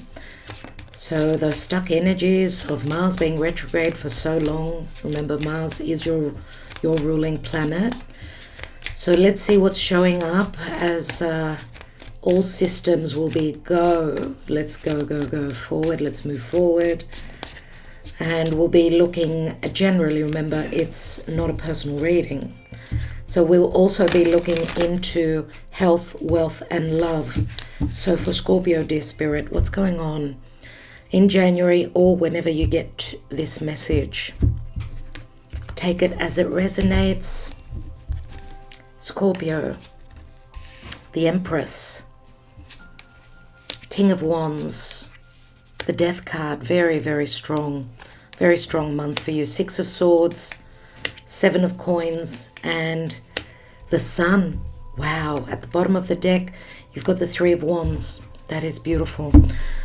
I think you're the only sign up to now that's gotten the Empress, so it looks like there's possible abundance. You've been very patient with something. The Empress does speak to creativity. I don't know if this has got to do with business, something that you're creating. I mean, the King of Wands could be another fire sign. Leo, Sagittarius, Aries. We do have the Sun, which speaks to Leo mostly. And we've got the Death card here. So the Death card we know is Scorpio, and Scorpio does speak to an ending. The Death speaks to an ending, but it also speaks to a death process that you've been going through pertaining to what you're creating, what you've desired, what you're very patient with. King of Wands is an entrepreneur. It's a business. It's someone that knows, they know their business. So whatever you've been hoping to create, whatever you've been waiting on, and this could also possibly speak to possible large amounts of money, prosperity. I mean, the Death card also being Scorpio, it's the natural 8th house, which speaks to money that comes through from others. So you've been going through some sort of a transformation. Now you're coming from the 5 of Swords. You've got the 6, which means where you've been waiting, needing to be patient and trust that there will be abundance with the seed that's been planted. I don't know if this is business or if this is love. I mean, the Empress does speak to Libra, Taurus, it's Venus. So you're transitioning towards something that you've been invested in that's maybe gone through some great metamorphosis. The promise is success. The Sun does speak to possible reconciliation, happiness. It is Leo. It's what you've risked and created. You see it before your eyes. The Sun can also, being Leo, it's the house of the inner child. It's happiness. It's risk-taking. It is healing.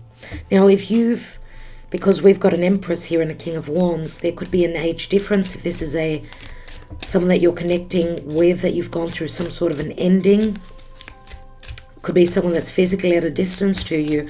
And the main energy here with the Three of Wands is something that you've envisioned is possibly coming in. Something that was also something you've envisioned for your future. The ship is coming in.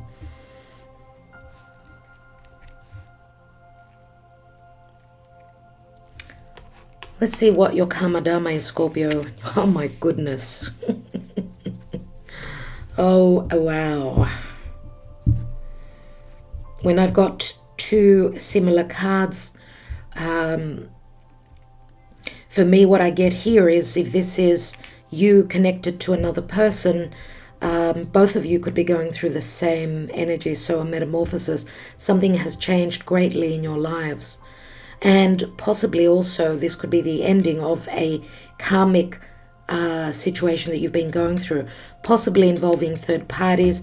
The Empress is a 3, and you're coming from the 5 of Swords, which can show up, it can show other parties, other people involved here.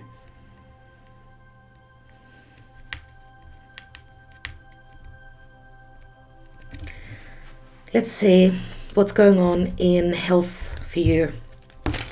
What's going on with your health, dear Scorpio, in the month of January? Remember, the death and Scorpio is Plutonian. It is Pluto. And Pluto is very powerful, very much about trying. And Scorpio, you are a fixed sign, so change is not easy for you. And you've possibly needed to make some very important decision moving forward, a decision that would change your whole trajectory moving forward. Let's see what's going on where your health is concerned. We've got the mask. The mask is not seeing something clearly, being confused about something. We've got the Child, which is a very positive card indeed. Does speak to happiness. I don't know if this is some worry, health issue around a child. Remember, the Empress is a mother, and she's very nurturing. She's all about compassion, love, empathy, all those things. The Child does speak to a possible new beginning and taking a risk. There's a risk factor here, something that you may not have totally clear, but I do feel with the Sun here, because the Sun does speak to healing, it does speak to clarity. The Sun clears any clouds. Let's take one more card here. Very strong Piscean energy. Pisces can speak to, it can speak to medicine, but also it can speak to psychological issues.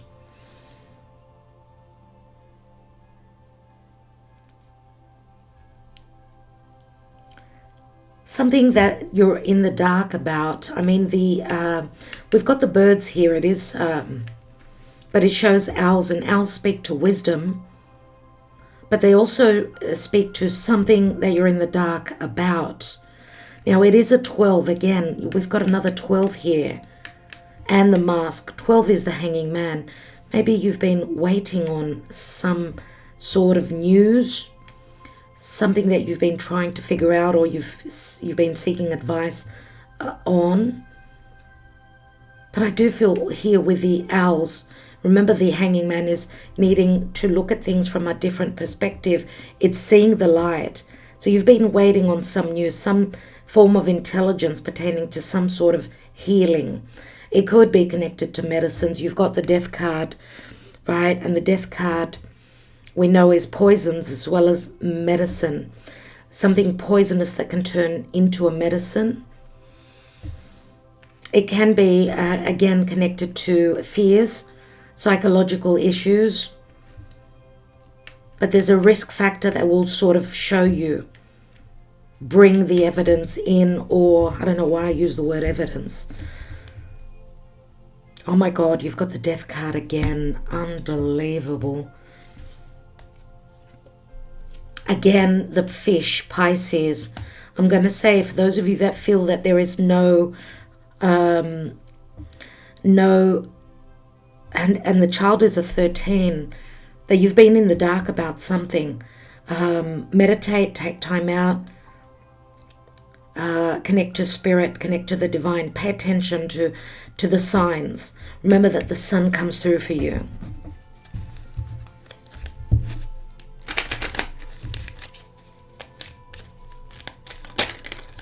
Let's see what's going on in health, in wealth for you. You've got the family room. There's something very familiar, something connected to a home. This is wealth, work, finances, all those things. This is a very positive card. If it says that you are emotionally feeling safe and secure financially, you're expecting some sort of a seed that you've planted. Very similar. She's very similar to the Empress. You're waiting on some money. I don't know if this is a home business. You've done the work. The Three of Wands says that your ships do come in. And you've got a wealthy man. So this could be also someone that is financially very stable. Now, we've got a divine feminine, divine masculine here. So I don't know if this is financial support from a partner. Remember, Scorpio is also the money that comes through from a partner. So I don't know if what's going on there, but it speaks to wealth here. This could be also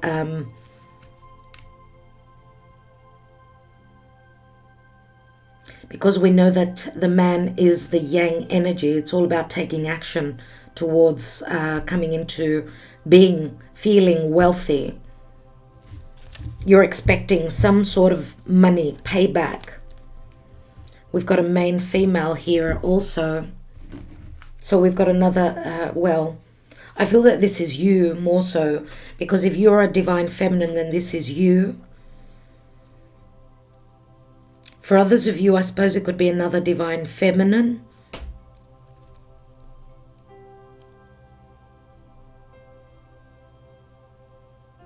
This is all about needing to wait, nothing moving. It is connected to a home.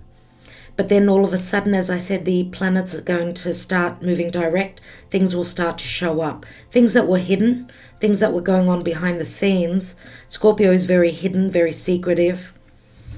All right, so I also don't know if this is some sort of a partnership where there's a new partner coming on board that can help financially. Could be someone connected to your home as well. A family member, a relative, something like that. Let's see to what's going on. And you know, the wealthy man could be your energy. That you're taking charge. Remember that you end up with Leo. Leo is a fire sign.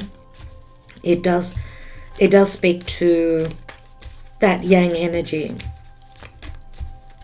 Let's see what's going on in love for Scorpio in the month of January. Or whenever you view this message, again, you've got the mirror and it's again like the death card. Something has ended for you here, no doubt. It is connected to a home, so I'm wondering if possibly some of you are going through divorce. You've connected with someone that could be at a physical distance, someone that you desire to connect with, someone that you're possibly taking action towards. You could be also waiting on those ships, waiting for possible travel connection with someone that's at a distance. We do see here the Empress. Remember, I'm not reading reversals, so the Empress can also speak to frustration and no growth in something that you desired. So there's an ending here. Could be with someone that you share children with. The House, you know, as I said, this is very much like the death card. Something has ended for you. The House is a number 3. 3 is like the Empress as well. It's like the Ten of Pentacles. And it's also very connected to the Queen of Pentacles. So it speaks to stability within a home. I don't know if you're dealing with an earth sign. Queen of Pentacles could be someone that's very stable, very dependable, someone that is a mother. Now, for some of you, this could just be saying, because the Queen of Pentacles, many times she's the She's the minor arcana of the Empress. So some of you could be leaving an Empress, which could be Taurus, Libra, or any other sign. Aries many times, for another earth sign, possibly. Oh my goodness. We've got a wonderful card here. We've got the marriage card. This is the Ten of Cups. So you've got the Ten of Pentacles and the Ten of Cups. There is a death and a rebirth. Remember, 2 tens speak to a total ending. An ending of an era, of a chapter, possibly with another marriage. And it's like a portal opens up towards happiness with someone that's much more, I should say, not deceptive, someone that's much more dependable. And remember that we see a lot of white here. This is great happiness, but also it's the virgin quality. There's a lot of trust here. There's a possible long-term relationship promised here with someone that you can totally trust. And we've got Cupid here. Cupid. Or this could be a child. Let's look at what Cupid speaks to. It's a number 31. Remember that this is a love card. This is like the Lovers. Yes, this is the Lovers card. So some of you have been in between two worlds where love is concerned. Maybe there's been a child involved here. Some of you have been poisoned by the poisonous arrow of Cupid. Remember, Cupid was the love child of Venus and Mars. This is the it's the Four of Wands. It's the Four of Wands, but it's also, it's like romance, an offer, dating, getting out there. So some of you already have connected to someone from the past, possibly still someone that's waiting, someone that's very patient. They've been waiting for, maybe you've been going through, I don't know, a possible divorce. I don't know if it's you or the person that you're connected to, but we see new beginnings, lots of possibilities. But there is a death here, an ending. We know that when the glass, the mirror is broken, maybe some of you have felt that you've had a lot of bad luck in the last 7 years. 7 is a Saturnian difficult cycle as well. And something that is broken is hard to mend, remember. The Sun does promise a lot though, my dear Scorpio. Oh my God, Two of Cups, very similar to what we've got here. All right, I'm wishing you well. Thank you so much for liking, sharing, subscribing, and commenting. Wishing you well. Talk to you soon. Ta-da. Hello, dear Sagittarius. How are you all? Thank you for joining me here. This is Kathy speaking from Divine Debut, and I'm bringing you your mid-January of 2023 reading.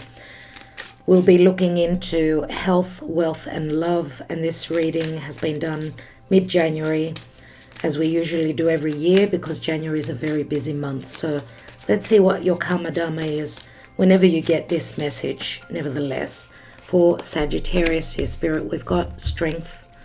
We've got the Strength card, so some of you could be dealing with a Leo. Strength card does ask for confidence, courage, patience, believing in your higher self. Okay, so let's see what's going on, as all the planets in the month of January will be direct. What's going on for Sagittarius? Now remember, Sagittarius, that your ruling planet Jupiter is in Aries, so this does help you a lot. Let's see what's going on for Sagittarius in the month of January, or whenever they view this message. We've got the Eight of Pentacles, the Wheel of Fortune, the Page of Cups, the Seven of Wands, King of Swords, and you've got the Ace of Wands. This is beautiful, absolutely beautiful. And we've got the King of Coins here. Interesting. What's beneath the King of Coins? We've got the Sun. Strong Leo, very strong Leo, or you could be dealing with a fixed sign. I mean, King of Coins does speak to you having financial prosperity,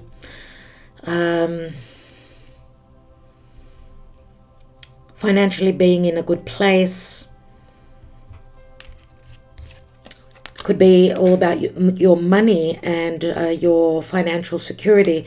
We've got the Sun, which does, it brings happiness. It brings really good possibilities here, financially speaking. So the general energy is the King of Coins, who could be someone that does have responsibilities, obviously, dear Sagittarius. This could be all about abundance. There's changes here. You've got the Eight of Coins, which can speak to Virgo. I mean, King of Coins is usually my Taurus card, which is a fixed sign. We've got Leo and Taurus.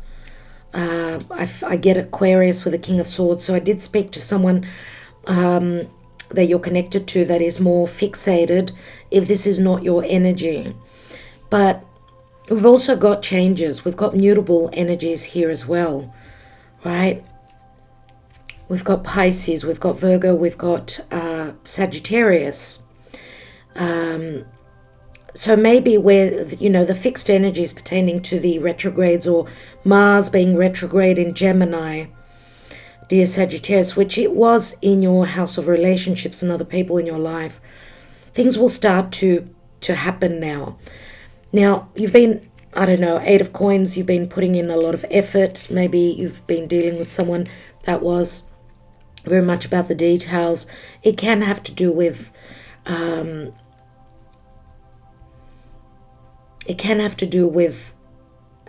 someone trying to read between the lines. I mean, we see this chap here, he's looking at a letter, so it could be in relation to trying to read between the lines, trying to figure things out, putting in a lot of effort. I don't know if this speaks to contracts where work is concerned as well, but we see a lot of fated changes, an ending. It's a major arcana with a wheel, right? The wheel of fate and divine timing, where an offer comes in. Page of Cups could also possibly be an apology, an unexpected messenger.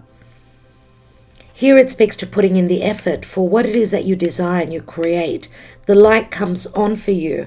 This is what you desire. The Ace of Wands is a potential. Now, is it a business? Is it a business partnership? Even though it was against the odds, it was like stuck energies here, needing to put in extra effort. Some of you may have been even working 2 jobs, hoping to create something, a business, or you've had some sort of an inspiration. Hello, Agape. What a surprise is this? My dear friends, Agape has not shown up for any other sign apart from you so far. What a pleasure it is to have you on here, Agape. Hello, sweet pea. Hello, sweet pea. So there's fated positive changes coming in that you may have dreamed of, right? Page of Cups. Remember, he holds the Ace of Cups. The Ace of Cups is a possible new beginning. It's let's get together, let's communicate. King of Swords. King of Swords does speak to the Aquarian energy. I don't know if it's pointing towards the Aquarius season. And of course, in January, it is the beginning of the Aquarius season. So a lot is promised, and there's a new moon in Aquarius. So King of Swords will speak the truth. King of Swords can also cut with his sword. He can cut through any possible illusion, misunderstanding. I mean, the Page of Cups is Pisces, so it can speak to dreamy energies, something that you've envisioned, imagined. There will be some sort of truth. We've got the Ace of Swords that the King holds, and the Ace of Wands. So very powerful air and fire pertaining to the second part, let's say, of the month. Okay. Remember, the King of Coins holds the Ace of Coins. He could be a father. He could be a business owner. He's very dependable. He's got the experience beneath his belt. So something long-term is promised here. Okay, let's see what's going on pertaining to your health. Could be emotional, spiritual, emotional, physical, psychological health. We've got the Three of Cups here.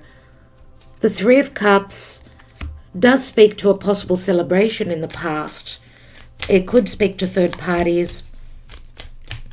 Something that could have been quite confusing, which I feel the King of Swords will set things right if there's been a lack of clarity or confusion.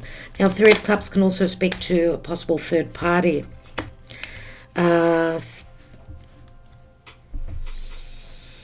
Where health is concerned, we've got the Bear, and the Bear does speak to temper, possible being quick-tempered.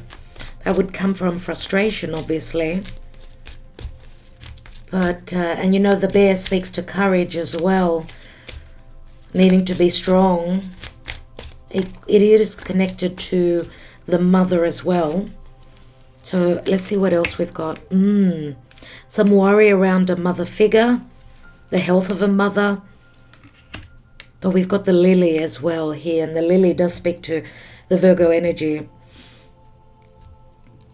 where there's been some worry pertaining to anxiety, stress because of worry. Let's say third parties, it could be involving a mother. The Lily also speaks to spirituality. It's like both the mice is Chiron and Libra, so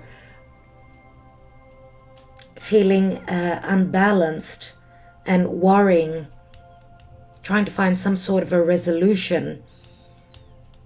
So something being off kilter here. Is it your balance, actually? The Lily is also Chiron. You've got the possibilities of finding, maybe with the help of others, connecting to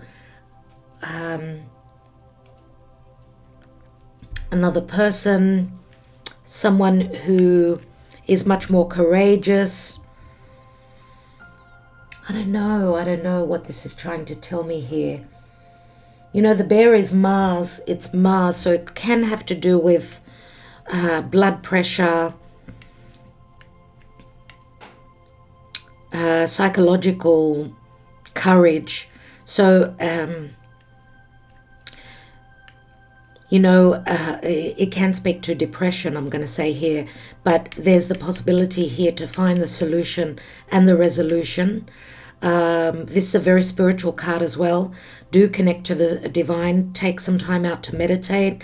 I do see this as more of anxiety, a lot of anxiety. You need to trust that whatever the problem is, the issue, the resolution will be found. It's Chiron in Virgo, and Chiron is that open wound. Okay, so that's what I see. And you know, the Lily is also a 3, which is like the Empress, again, the mother.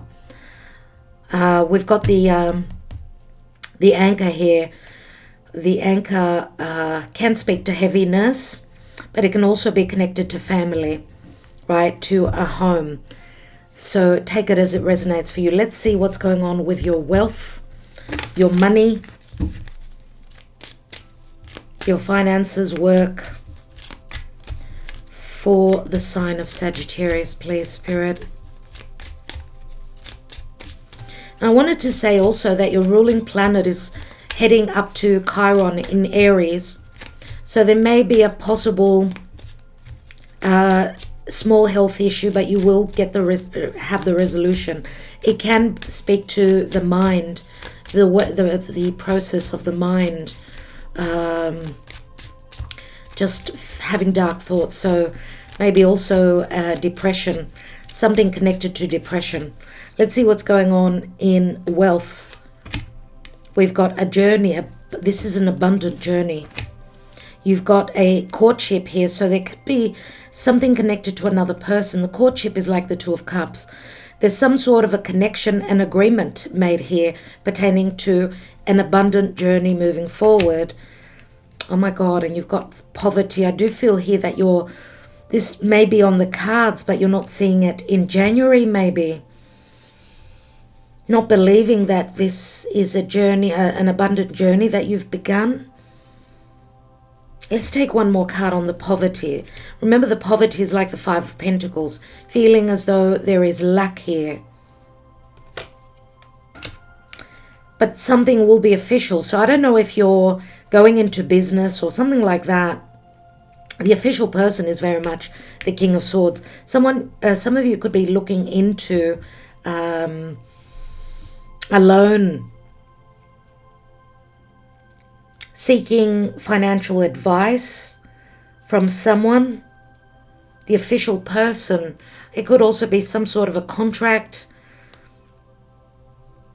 Seeking financial advice on a loan.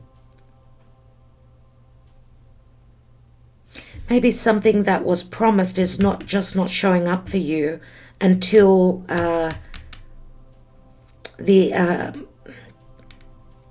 some sort of a choice needs to be made. I mean, there's opportunities here. It's the 22. It speaks to some sort of a decision that needs to be made. Something needs to become official. A decision is very important here. There will be opportunities here, though. I'm wondering if this could be when we have a new moon in Pisces.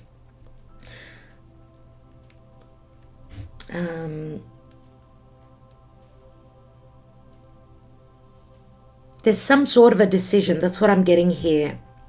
Because it's a 22. It's like an opening, a portal that opens. Something needs to be done by the book. And that's when the potential of the Ace of Wands comes through. What's at the bottom? We've got some concerns here. Something that you need to look into. Maybe needing to do things a little bit differently. Aquarius is new ways of doing your money. It could be a few ups and downs.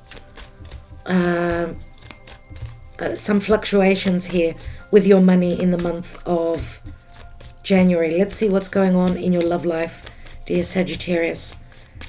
Remember the Strength card. You need to believe in your abilities. You need to trust. We've got the Train again. You are in transition here. Looks like your money and your love life are connected.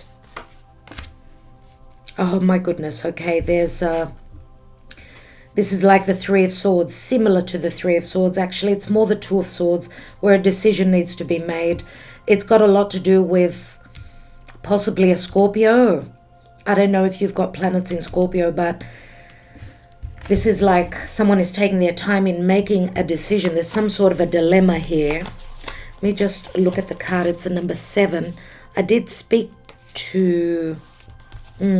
It was Scorpio that I spoke to, a 7-year cycle. So maybe you want to check that out if you are dealing with a Scorpio.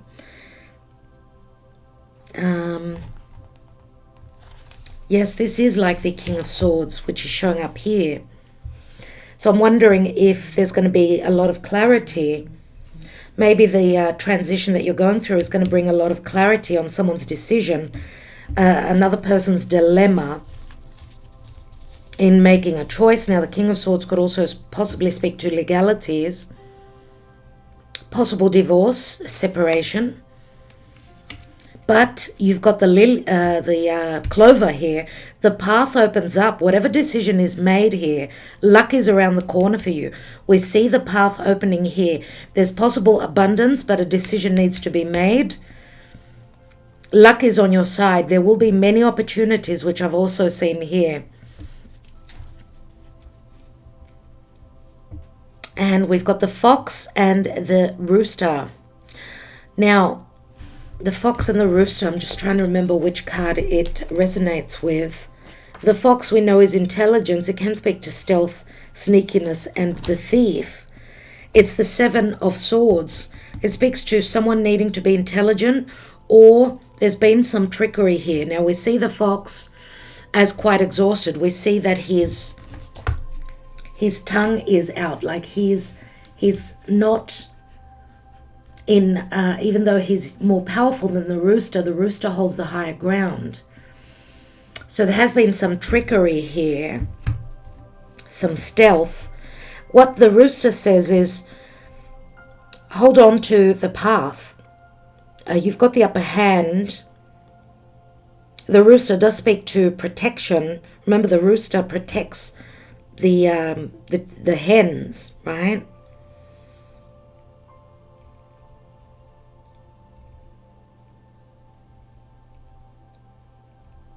Actually, I think I need just a little bit more information on that.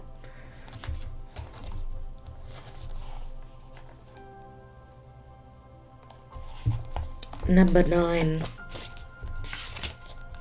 This is a new deck which I'm still working with.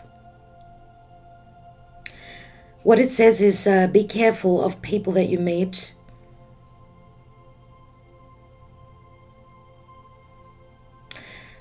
This could be an enemy that's trying to win over a situation, obviously.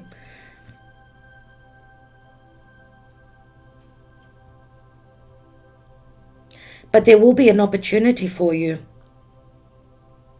There will be an opportunity, but you need to, just like the Seven of Wands, be ready for action. You've got the upper hand here, just like the Seven of Wands, very similar. If you continue putting in the effort, you will win in the end. And that's what we see with the Ace of Wands as well here. Okay, so you need to be smart to grab also this opportunity, dear Sagittarius. I think I will leave it there. I am wishing you luck. Thank you for liking, sharing, subscribing, and commenting. Talk to you soon. Hello, dear Capricorn, and thank you for joining me. This is Kathy from Divine Debut, and this is your mid-January, I should say, of 2023. Okay, January is always a busy month, so we usually tend to do the mid-month. Take the messages as they resonate, and whenever you get the message, should be important for you. It may or may not resonate. Remember, these are general readings. So dear Capricorn, remember that January is the month when, towards the end of January, when all the planets will start moving direct.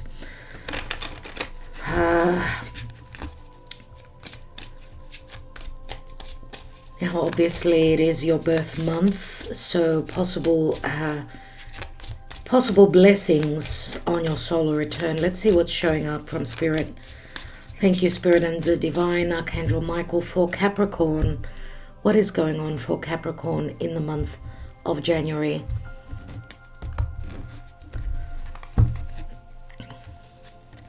We have the Three of Cups, the Nine of Cups, the Ten of Swords, the Nine of Wands, the Two of Pentacles, and we've got the Sun, which I'm so pleased to see the Sun as the outcome.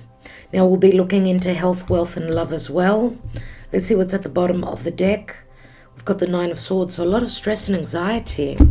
What is going on, dear Capricorn? Let's look at your Karma Dharma.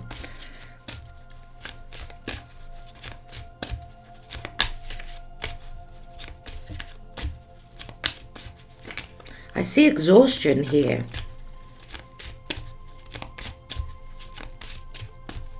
I see a lot of fear, a fear of endings. You're having trouble sleeping. You are exhausted, working towards some sort of a wish fulfillment. But it could be that there's some sort of a decision that needs to be made, or things being up in the air until something becomes clear for you. I do see a lot of confusion towards the end. The beginning of January here. We've got Temperance, and this is Archangel Michael. This is Spirit saying that you are going through healing, that there is, remember, the sun will come through, will break through those clouds for you. Temperance is saying do not rush, do not stress, Nine of Swords can speak to nightmares, not sleeping well at night. The Hanging Man, you've been waiting for something, maybe possibly for someone to see things from a different perspective. We know the Hanged Man speaks to a lot of anxiety, I should say a lot of sacrifice. I don't know if you're dealing with a karmic situation here. You've got two 9s and a 10, I should say 3 9s. You've got 3 9s. 9 is the Hermit. 9s do speak to endings. But you feel as though here that where there was a wish fulfillment, a possible wish fulfillment and a celebration at the beginning of the month, roughly mid-month, you're feeling as though you've been betrayed and things are up in the air again. Some of you may also have back problems from working a lot. We also see the Hanging Man here, how he is stretching, how he's bending. It's like bending over backwards. I don't know if you're dealing with a fixed sign, a Taurus, Scorpio, Leo, or Aquarius, someone that's very fixated. This could be you, fixated on something, but what the cards are saying, that you need to be flexible. And maybe, as I said, look at things from a different perspective. Now, we know the Ten of Swords is the darkest before the dawn. It does turn into some clarity. It does turn into the Ace of Swords, which, yes, can be, remember, it's a double-edged sword. The truth sometimes helps, sometimes it does put us in a very challenging position where we could either, I don't know, need to cut something or someone out of our lives. But it speaks to victory also, using that sword as a tool. So your truth, your perception,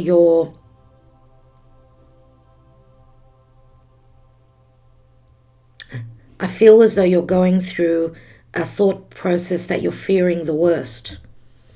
But the sun comes out and it heals, it clears out the air, right? The sun speaks to happiness. You've taken a risk, maybe. It could be connected to anything at all. Something that you're creating, something you're working on.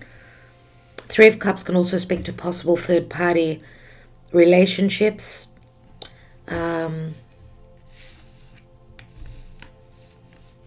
We could see this person is very bogged down, working very hard, waiting or still standing as things are up in the air, and that you will succeed here. Remember, the sun speaks to Leo, so it speaks to confidence, it speaks to trust, it speaks to generosity. The sun can speak to reconciliation as well. We've got 2 cards of reconciliation.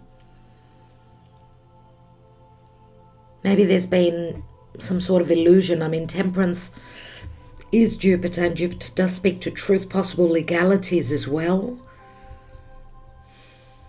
Let me see what's going on in your health. Yeah, the Hanging Man is here. And the Ace of Wands, another ace. Ace of Wands, something that you desire. Pisces could speak to a third party, a love affair. I don't know if this is involving a secret love affair. Could you be dealing with someone that could be physically at a distance? Possibly with 9 of Wands, with Temperance. Temperance, remember, is Sagittarius. So Sag comes up quite strongly for you. You could, of course, have planets yourself in Sagittarius. Maybe something's going on behind your back. What's going on? What's going on for Capricorn, where their health is concerned? We've got the home, the mother. We've got the bear here. Nevertheless, it's a motherly figure, or the bear does speak to Mars, and it can speak to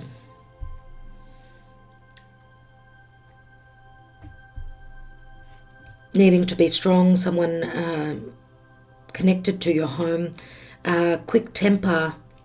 The bear is quick temper. Remember, I spoke of anxiety. So there could be some worry around a mother figure, or this could also mean, because this is very much your energy, the bear speaks to leadership, obligations, responsibilities. And this could be also weighing heavily on your health. But we've got the tree, which also speaks to health. And it's in, of course, the tree after with the sun here and temperance.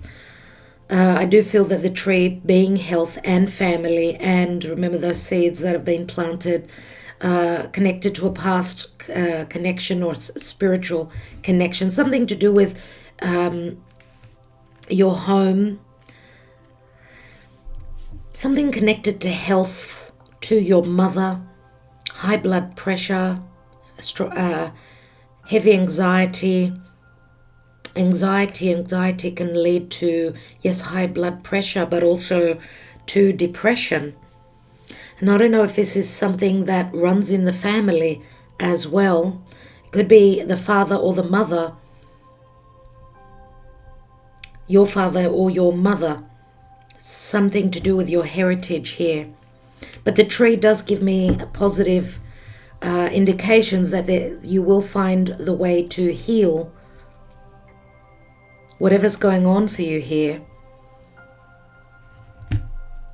We've got the stairway, but it's number 22. It's like a path opens. There are opportunities, changes that can be made here. The tree is a plant, so I get that something plant-based pertaining to medicine here that can bring you, make you feel better, help you heal.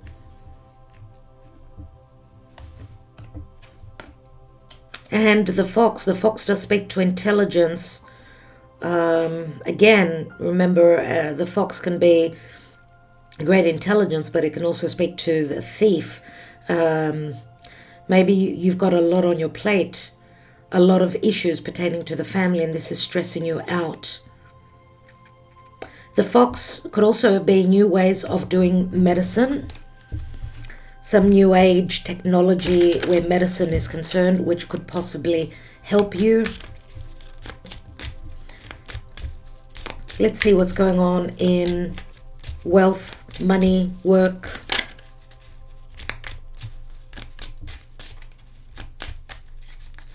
Now, I don't know if you're connecting to a Leo.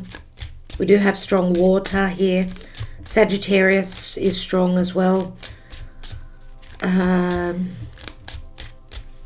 Pisces, Scorpio, Cancer. More Pisces, I would say. Now, there's something that you are expecting. The expectation card does remind me of the Empress, so it's probably something that you've already worked on and you're waiting on the payback, possibly. Yes, there is the Empress. Privileged lady, so you've been waiting on some money to come in, some form of prosperity. It is connected, again, we've got a lot to do with a mother, so I don't know if this is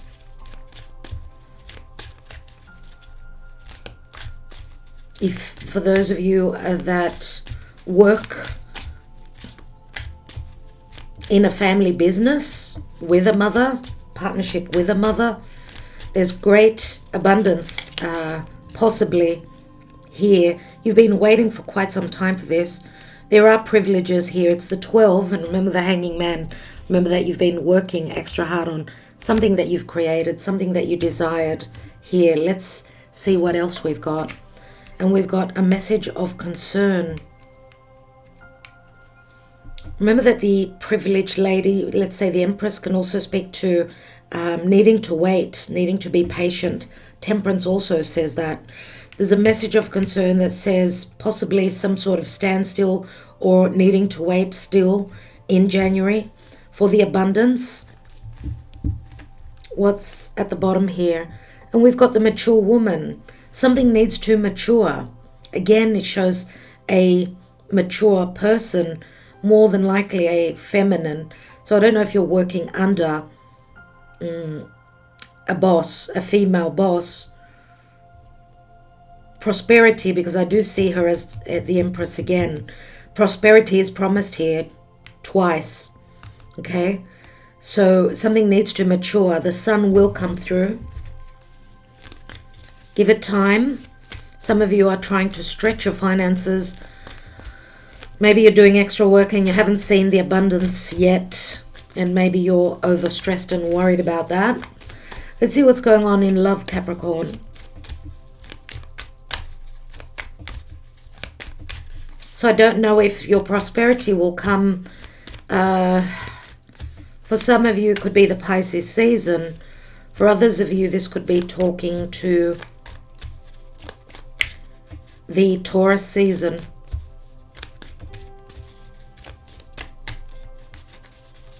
Let's see what's going on in love for Capricorn.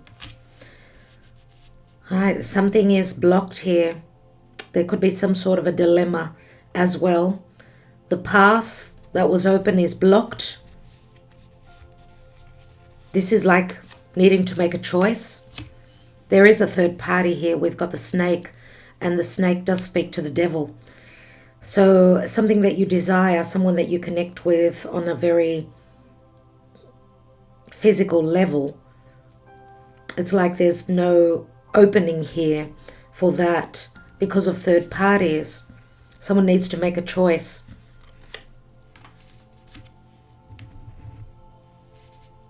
And we've got the safe that is open.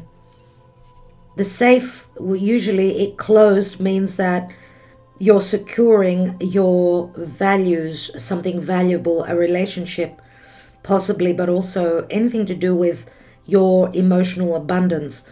There is some loss here because the snake, and again, I did say it is the devil, which is Capricorn energy, but we can say Scorpio as well.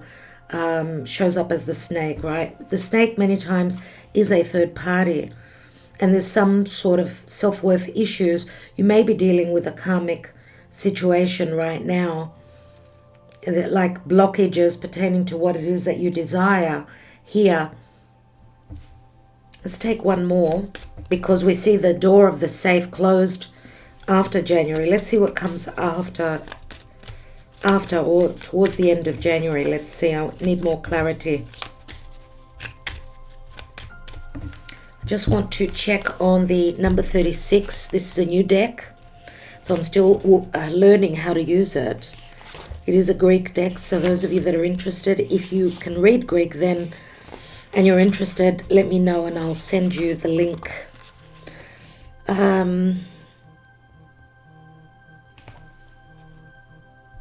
Right, so the safe does speak to cycles, obviously, karmic cycles. It does speak a lot to, very similar to the earth element. So your security, your emotional security. I don't know if you're dealing with another earth sign. As I said, could be Scorpio, also air. Let's take one more.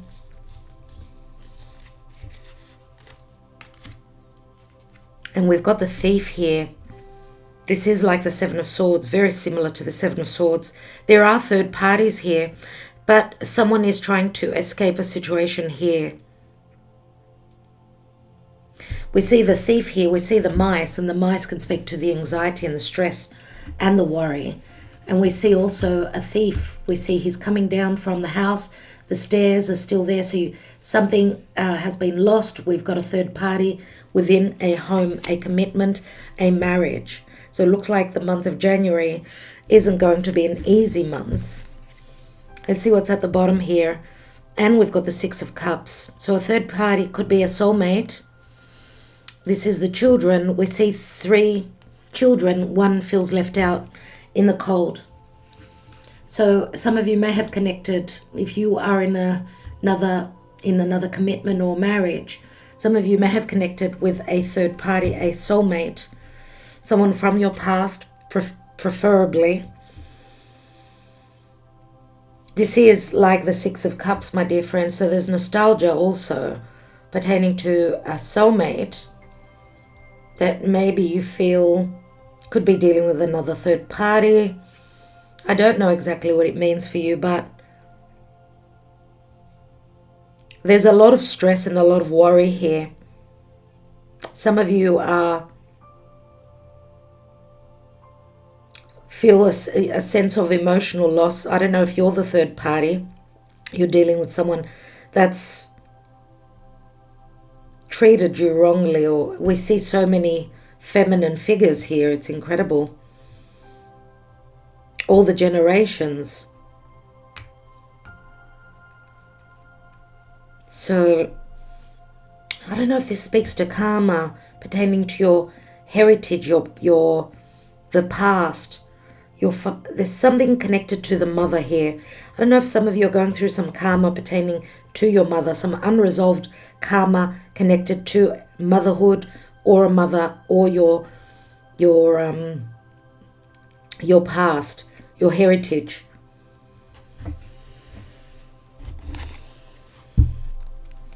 I just want to take one card on the Ten of Swords there. I want to see what that's about. We've got the Five of Wands, which does speak to conflict, fights, family conflict here. Being at odds with others, arguments. This is someone trying to put extra effort in where they're not able to do that. What I get from your message is Spirit is saying, do not rush. Take your time. Make sure that you are okay, that you can handle a situation here.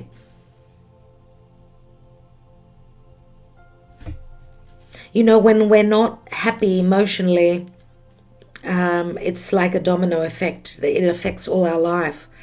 So take it easy. Take a step back. Remember, the Five of Wands shows extra people, lots of people. So I do see a family feud here. Two of Pentacles could be someone that's hedging their bets. The Sun can speak to just clarity, that someone has stepped out of a relationship as well. Remember, the Sun, Leo, is all about romance, having fun, risk-taking, flirtation. So I will leave it there. I want to thank you so much for liking, sharing, subscribing, and commenting, dear Capricorn. I do wish that things will move quickly towards more positivity. Remember, this is a general reading. Much love, much light to all of you. Ta-da. Hello, dear Aquarius, and welcome to Divine Debut. This is Kathy speaking. Thank you so much for joining me here for your reading for mid-January of 2023. Now, take it as it resonates for you. January, I'd usually do mid-month readings. Since December, January are flat out.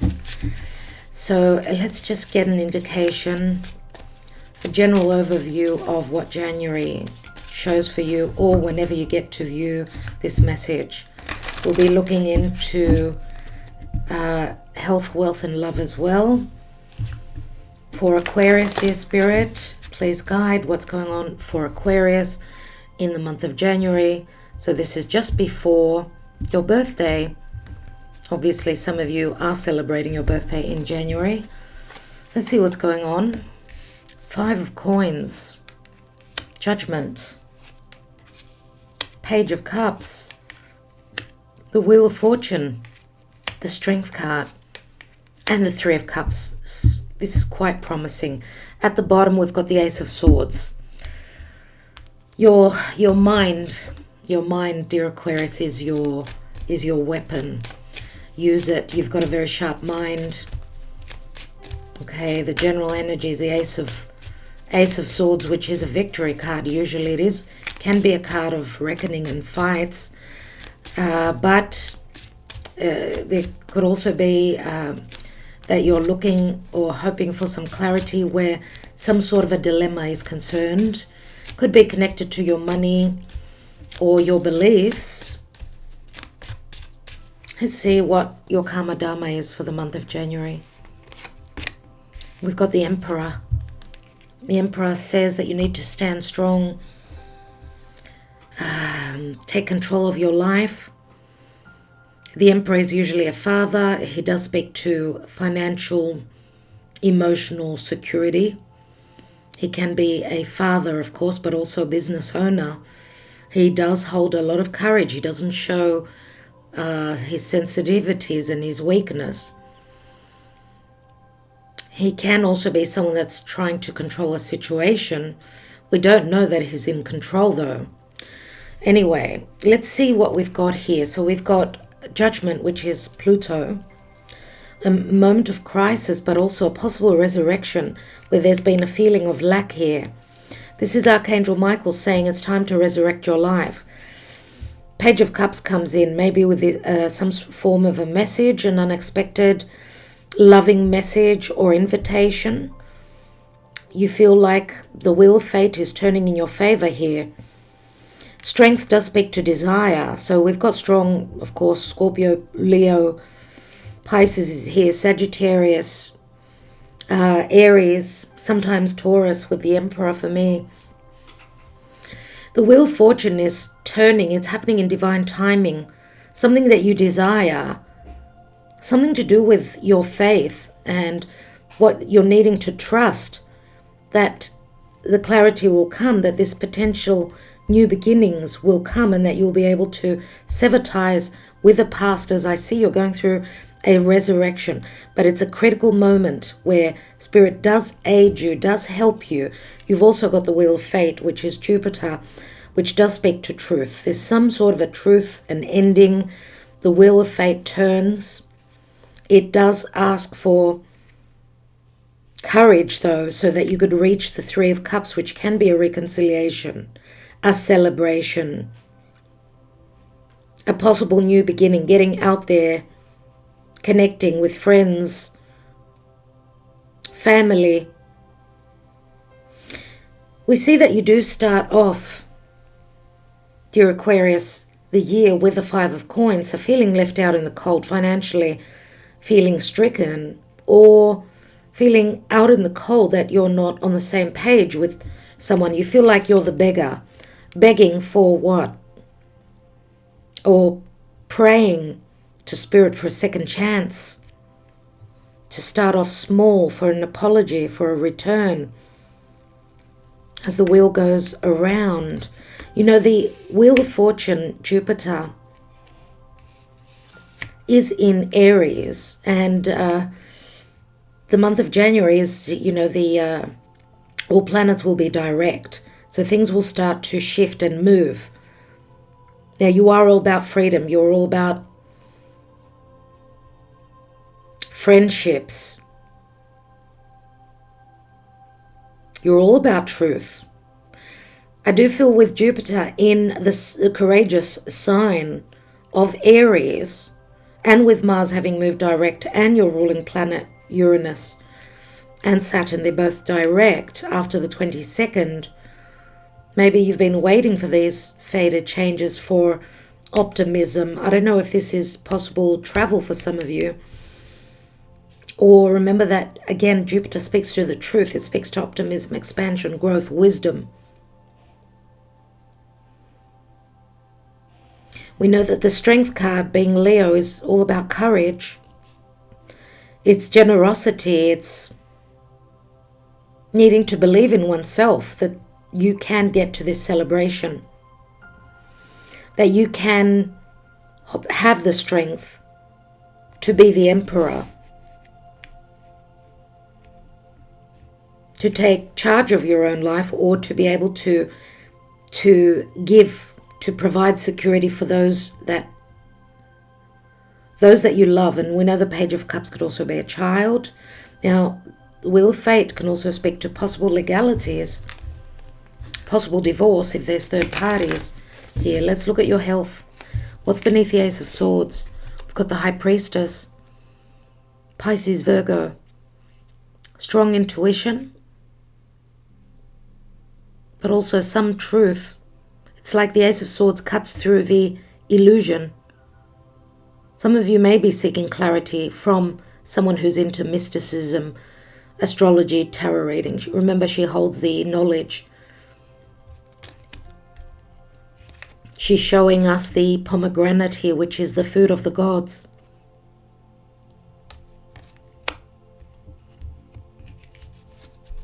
Ace of Wands, another ace. There's a potential new beginning here for you. Let's look at your health. But to have this new beginning, I would say more than likely you need to use your sharp mind. You may need to go through some sort of a reckoning, a difficult moment with the Judgment card. Let's look at the health for Aquarius in January. Remember, take the messages as they resonate for you. Wow. There's something that you're cutting out of your diet here. Right, the scythe does speak to a very strongly Scorpio. Scorpio can speak to poisons, but also elixir. I don't know if you're cutting out bread, I mean wheat. The sun comes through, which does bring clarity. I mean, the scythe, I suppose, could speak to also possible, for some of you, some surgery, some possible surgery. But the sun is here. The sun does speak to healing. Needing to believe and be optimistic that all will be well. Let's take one more. The sun can also speak to children. We've got the clock. The clock does speak to timing. So I don't know, you may be looking at cutting something out of your diet. You may be able to accomplish this in the Leo season, because the clock is it's like very Saturnian, being in a difficult cycle, going over again and again. It's going to take time to heal. Something's going to take time to heal. Why do we have the clock here? We've got the mask. The mask is like not seeing clearly, hiding behind a facade, something related to fears, not showing your truth.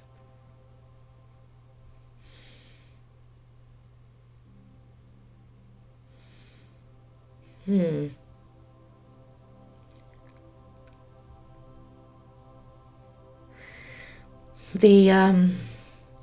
mask says that at some point you will find the way to heal something, or to tweak, or to change. I mean, we've got a Saturnian card which speaks to fears, and we've got Pisces. Pisces can also speak to emotional health, psychological health.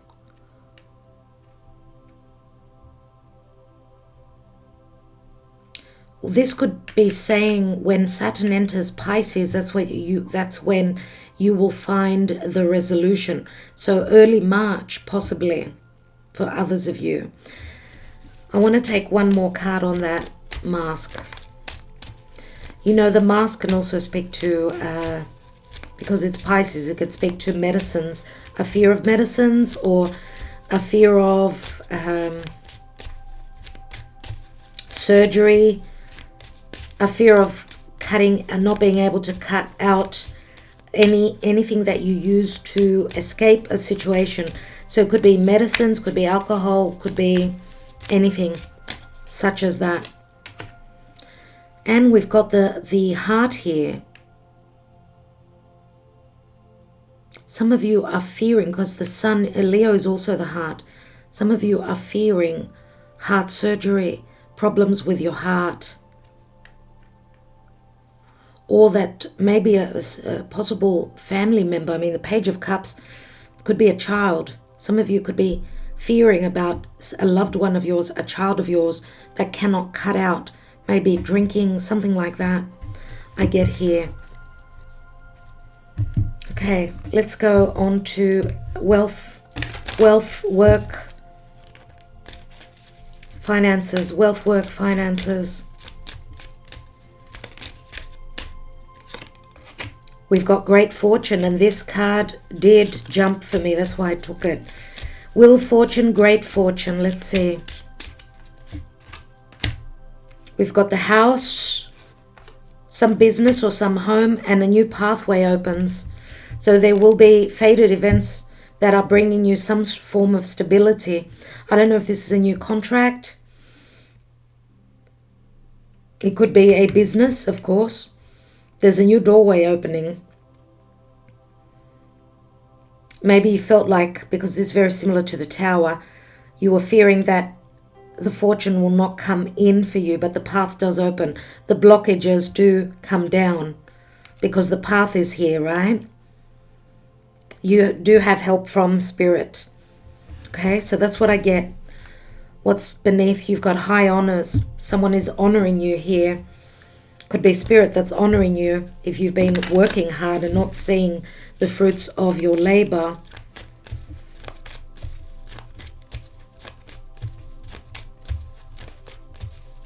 Let's see what's going on in love. This could be new opportunities where someone is honoring you with a new beginning here. I don't know if it's a partnership in business, a new job, well paid. I don't know. Let's see what's going on in love for Aquarius. January. You've got the Sun. You've got the Clover. And you've got the Lily. My goodness, dear Aquarius, what's going on? Oh my God, you've got like the Ten of Pentacles. This can speak to marriage. We've got an ace here with a path leading towards the Sun, and the Sun does speak to heart. Right, this is very similar to the Ace of Cups, I think. Let me just check. It is an ace. Oh, well, of course, it's like an ace. It is the Sun, though. And remember, the Sun, where love is concerned, does speak to Leo as well. We see another path here. So maybe you've got a choice between two. I don't know. You've got the Clover, and the Clover speaks to an opportunity, an opening. It's a very lucky opportunity. We see the home here, and we see the home here. The Clover, number 25, is a very Sagittarian energy. It's like the Wheel of Fortune. And you've got the Wheel of Fortune here. Obviously, Jupiter. Here we've got the Lily, and the Lily can speak to a past connection. It could be a purification of a relationship. It's like second chances. It's like the Judgment card, a moment of crisis, and also Temperance. So it's saying that a possible spiritual connection, there will be a lot of luck with a true love connection that's also very spiritual.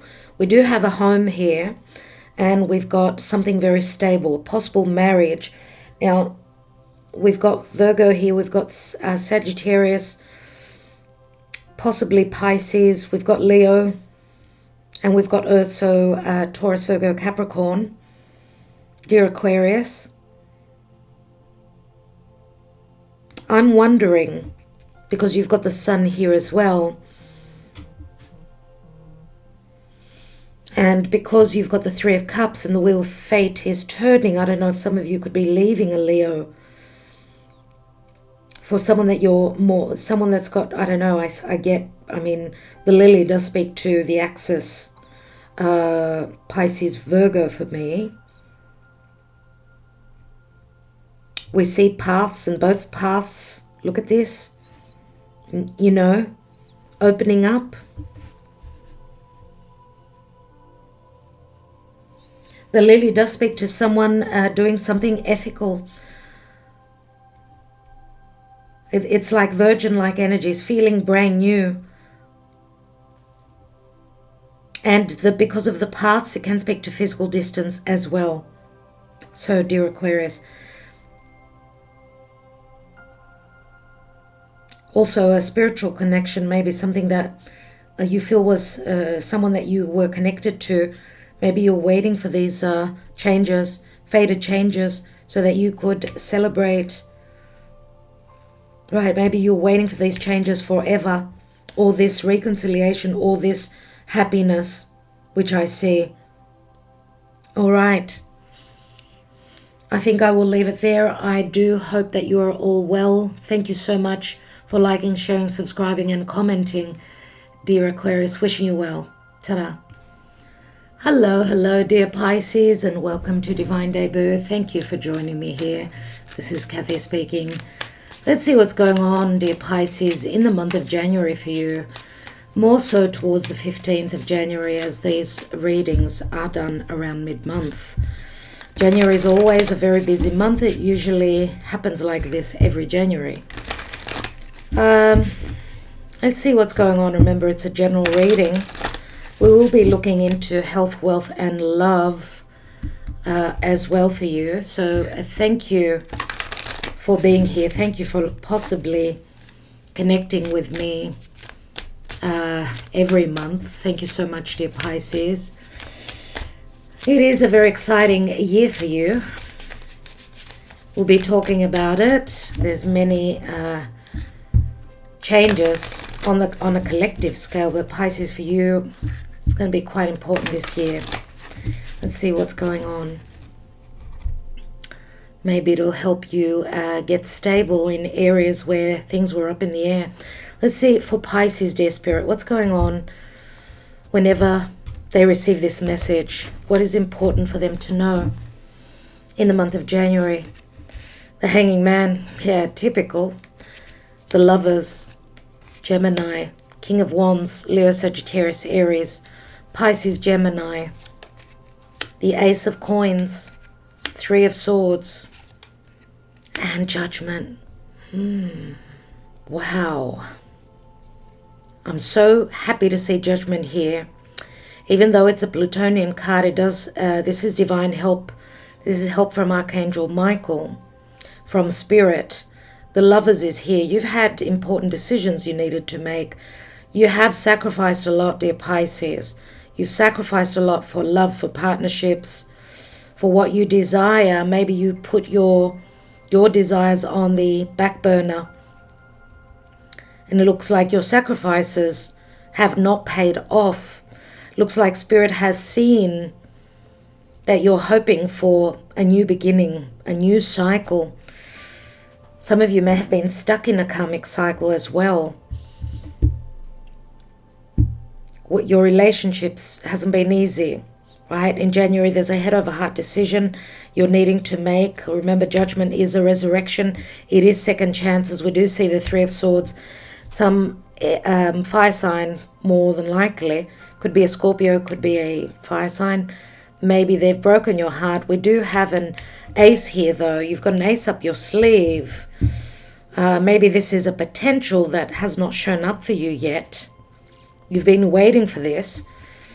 Maybe there's been a disappointment pertaining to this Ace of Pentacles. What is it? Is it a new home? Is it a commitment? Is it money? Anything to do with business? Because we know the King of Wands he attracts, he is confident, he works towards, but there's been disappointments with what you've been hoping to create. Now, this could also be in relation to a love triangle, third parties. The Lovers can be a choice between two. And you've got a Two of Wands here. Again, that could speak to choices. Two of Wands is like envisioning your future, but making your choice and running with your desires. This is like where you want to expand on your horizons. We do see a key here, so there's a possible solution or resolution. We do see the two glory boxes, trunks, whatever they are. You do have the key, but this pertains to a decision. What is the Karma Dharma for Pisces?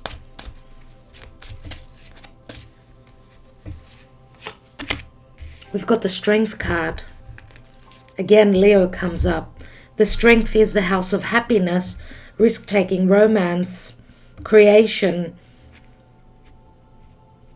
It's very creative, very artistic, the energy of Leo is. The Strength card also speaks to trust, trusting that your higher self can and will manage a situation. I mean, remember that the Leo card, the Strength card, the woman is the she represents our higher self that can tame this wild beast that's within, which is more animalistic. It's that inner fire that burns. So waiting on something, desiring something, Something about passion, desire. And again, we could be talking about a Leo here. We could be talking about a Leo, a Scorpio. What's beneath the Two of Wands? And we've got the Queen of Wands. Some of you maybe, and we've got the King and the Queen of Wands. You are desiring each other here. We've got a couple, right? But there's third parties here. I don't know if the third party would be a Gemini. Maybe you're the third party. Maybe you're figuring out that you're the third party.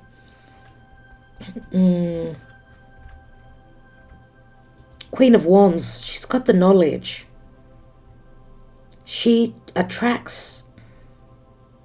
She's inspired to go and create her dream. She runs with her desires. Looks like there's no more hold up, I feel here.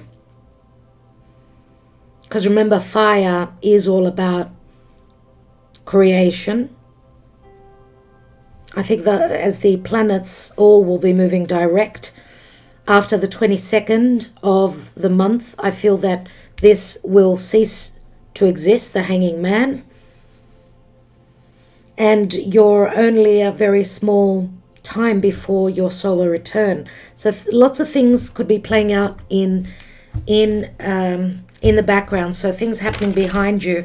Could be a bit of a quiet time where you're waiting on that tooting of that horn of spirit, right? Where spirit says, hey, second chance. You may have been in a dilemma, but it's time to resurrect your life. Let's look at your health. We see obstacles here, blockages.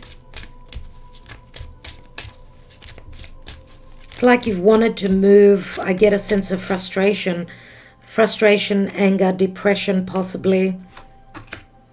But we've got an ace here, so it's a brand new cycle. This could be lots of messages back and forth that maybe were blocked pertaining to any health issues. I don't know if you're traveling. What I get here is because it's a merry-go-round, you've been around over and over with some sort of a health issue. It can also be connected to the, because this card does remind me of Capricorn, either, to your knees or to your backbone, your spine.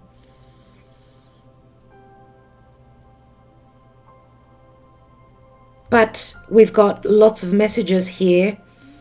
Possible new cycle beginning with good news. And we've got the bouquet, which is fantastic. I mean, it's luck. It's Jupiter in Sagittarius. And this could also be help coming through from others to resolve something that you felt was blocked for you. And I don't know if it also was emotional, sort of depression with the Three of Swords here. The bouquet reminds me of hospital, a hospital, someone visiting you, some sort of healing.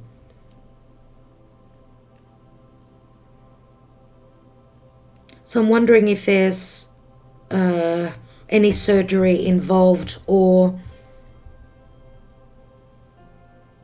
I'm going to say also those of you that ride horses, be careful that you don't get thrown off.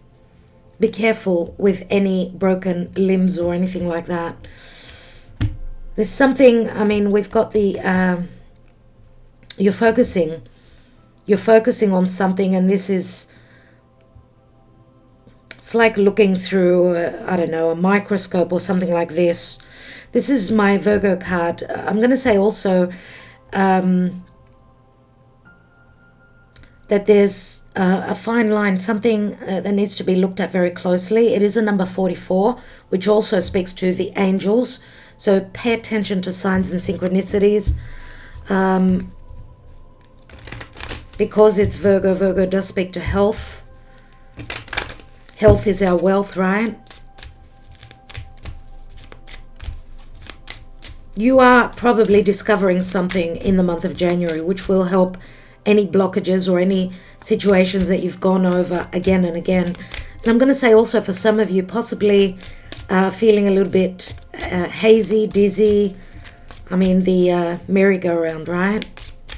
You're going to feel very lucky as well.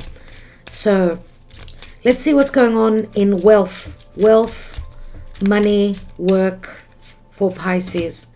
Oh my God, sudden wealth, 777. Opportunities for this main female. Now, if you are a female, then this would be you. If you are dealing with another female, anything connected to work. I mean, we do see the female. This could also be an offer that comes from a female, which makes you feel very wealthy and very lucky. I mean, this is a good finances come in. You're feeling very lucky. I don't know if you're going to have a go play a lottery ticket, buy a lottery ticket, play some lotto. I don't know. Don't spend too much though. And thoughts. This card reminds me of Uranus. So tower moments, sudden bright ideas. You're envisioning something, imagining something that could work for you. Now, Uranus is transiting through Taurus. This could speak to fluctuations and ups and downs where money is concerned, but this could also be some intelligent thought that will bring you good money and good luck in your wealth, in your finances moving forward. I don't know, there could also be something that you are creating that is going to be so ingenious that it will promise you. And again, we've got 7-7, so lots of spiritual numbers here, lots of contact from spirit, we could say.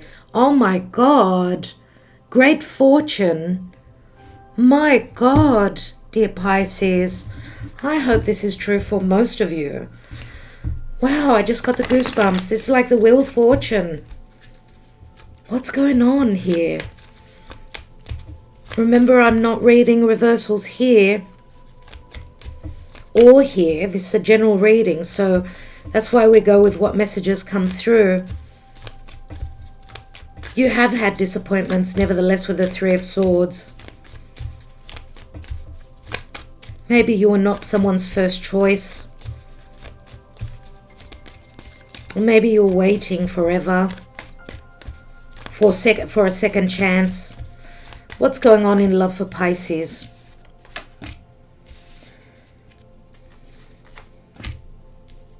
Ooh. Oh.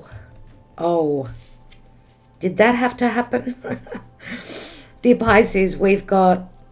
This is like a... I need to say white wedding. I don't know why I need to say white wedding, but this is like the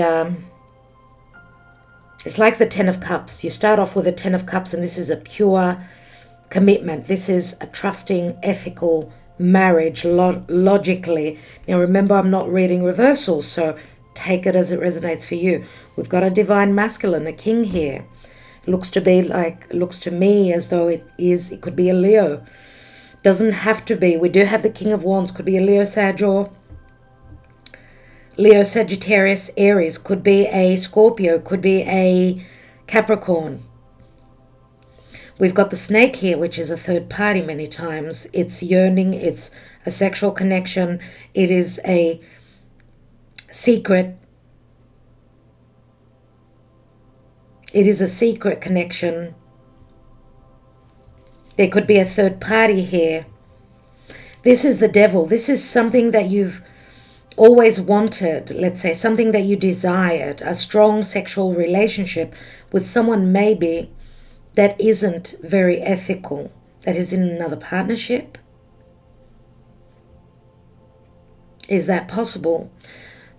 Are you the third person?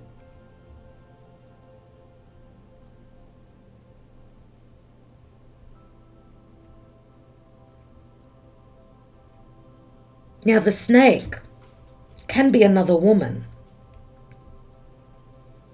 even though logically you would be the main female. Now,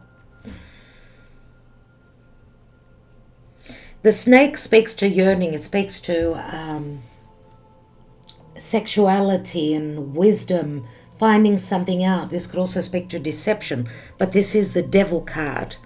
So love may be very hard for you.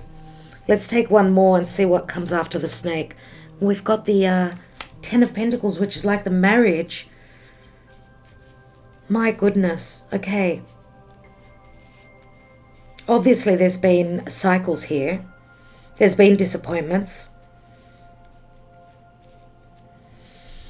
With the Judgment, though, remember, this is also a very sexual card. This is like the Ten of Pentacles, so it speaks to someone dependable. This could be a third party within a marriage. You could be the third party, or what is promised from someone who may be going through an ending, someone that may be going through possible divorce and separation. You may be the one that has the promise of a long-term relationship with this king. Now, we do see the king. He's like the emperor as well. He's a number 15, and the snake is like the devil card. So Capricorn comes very strongly through. So I don't know if it's talking about the season of Capricorn. Remember, January is when it's Capricorn season, and we go on to Aquarius season. The snake can speak to deception, but the snake can also speak to transformation, right? Where you're peeling off the layers, going through an ending and a possible rebirth. And this is a card of rebirth. So, dear Pisces, I don't know what it will be exactly for you, but this is what shows up. The only difficult card here is the snake. And here we've got a fire that burns, a spiritual connection. It's like the Ace of Wands. Did I see the Ace of Wands? No, I didn't. I thought I did. Or the Two of Wands, which is here. You see the two candles. It's like a portal. We've got the fireplace. This does speak to air and fire. Someone is very independent, quite single. I mean, we do have the Virgo card here. So Virgo comes up here.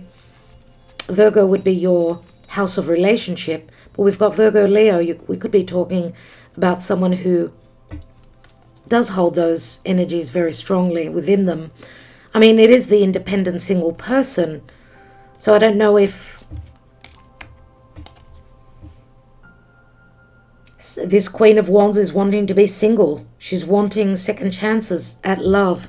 I don't know if she's connected to someone that could be physically at a distance. Someone that maybe was out of touch. Someone that had choices in their life. I mean, we've got the King of Wands next to the Lovers. Someone that had to make a decision between two. So, I don't know. We see a lot of passion, a lot of desire, and that's what maybe what this card means as well. Remember, it's a very strong desire. It's a desire to connect sexually, but it can also speak to fears. A fear of intimacy, a fear of third parties, a fear of being stuck in a loop. Someone is going possibly through divorce with a whip. But there's also conflict where your health is concerned. Do not worry, all will be well. You have been under a lot of stress, I see. Maybe you're going through possible separation and divorce, or lots of arguments, which is weighing heavily on your health. Do not let that happen. You need to be the mountain goat, okay, and trust. Hold on to your faith. All will be well. Dear Pisces, thank you so much. I'm sending you lots of love and lots of light. Thank you for connecting with me, for liking, sharing, subscribing, and commenting. Talk to you soon. Ta-da.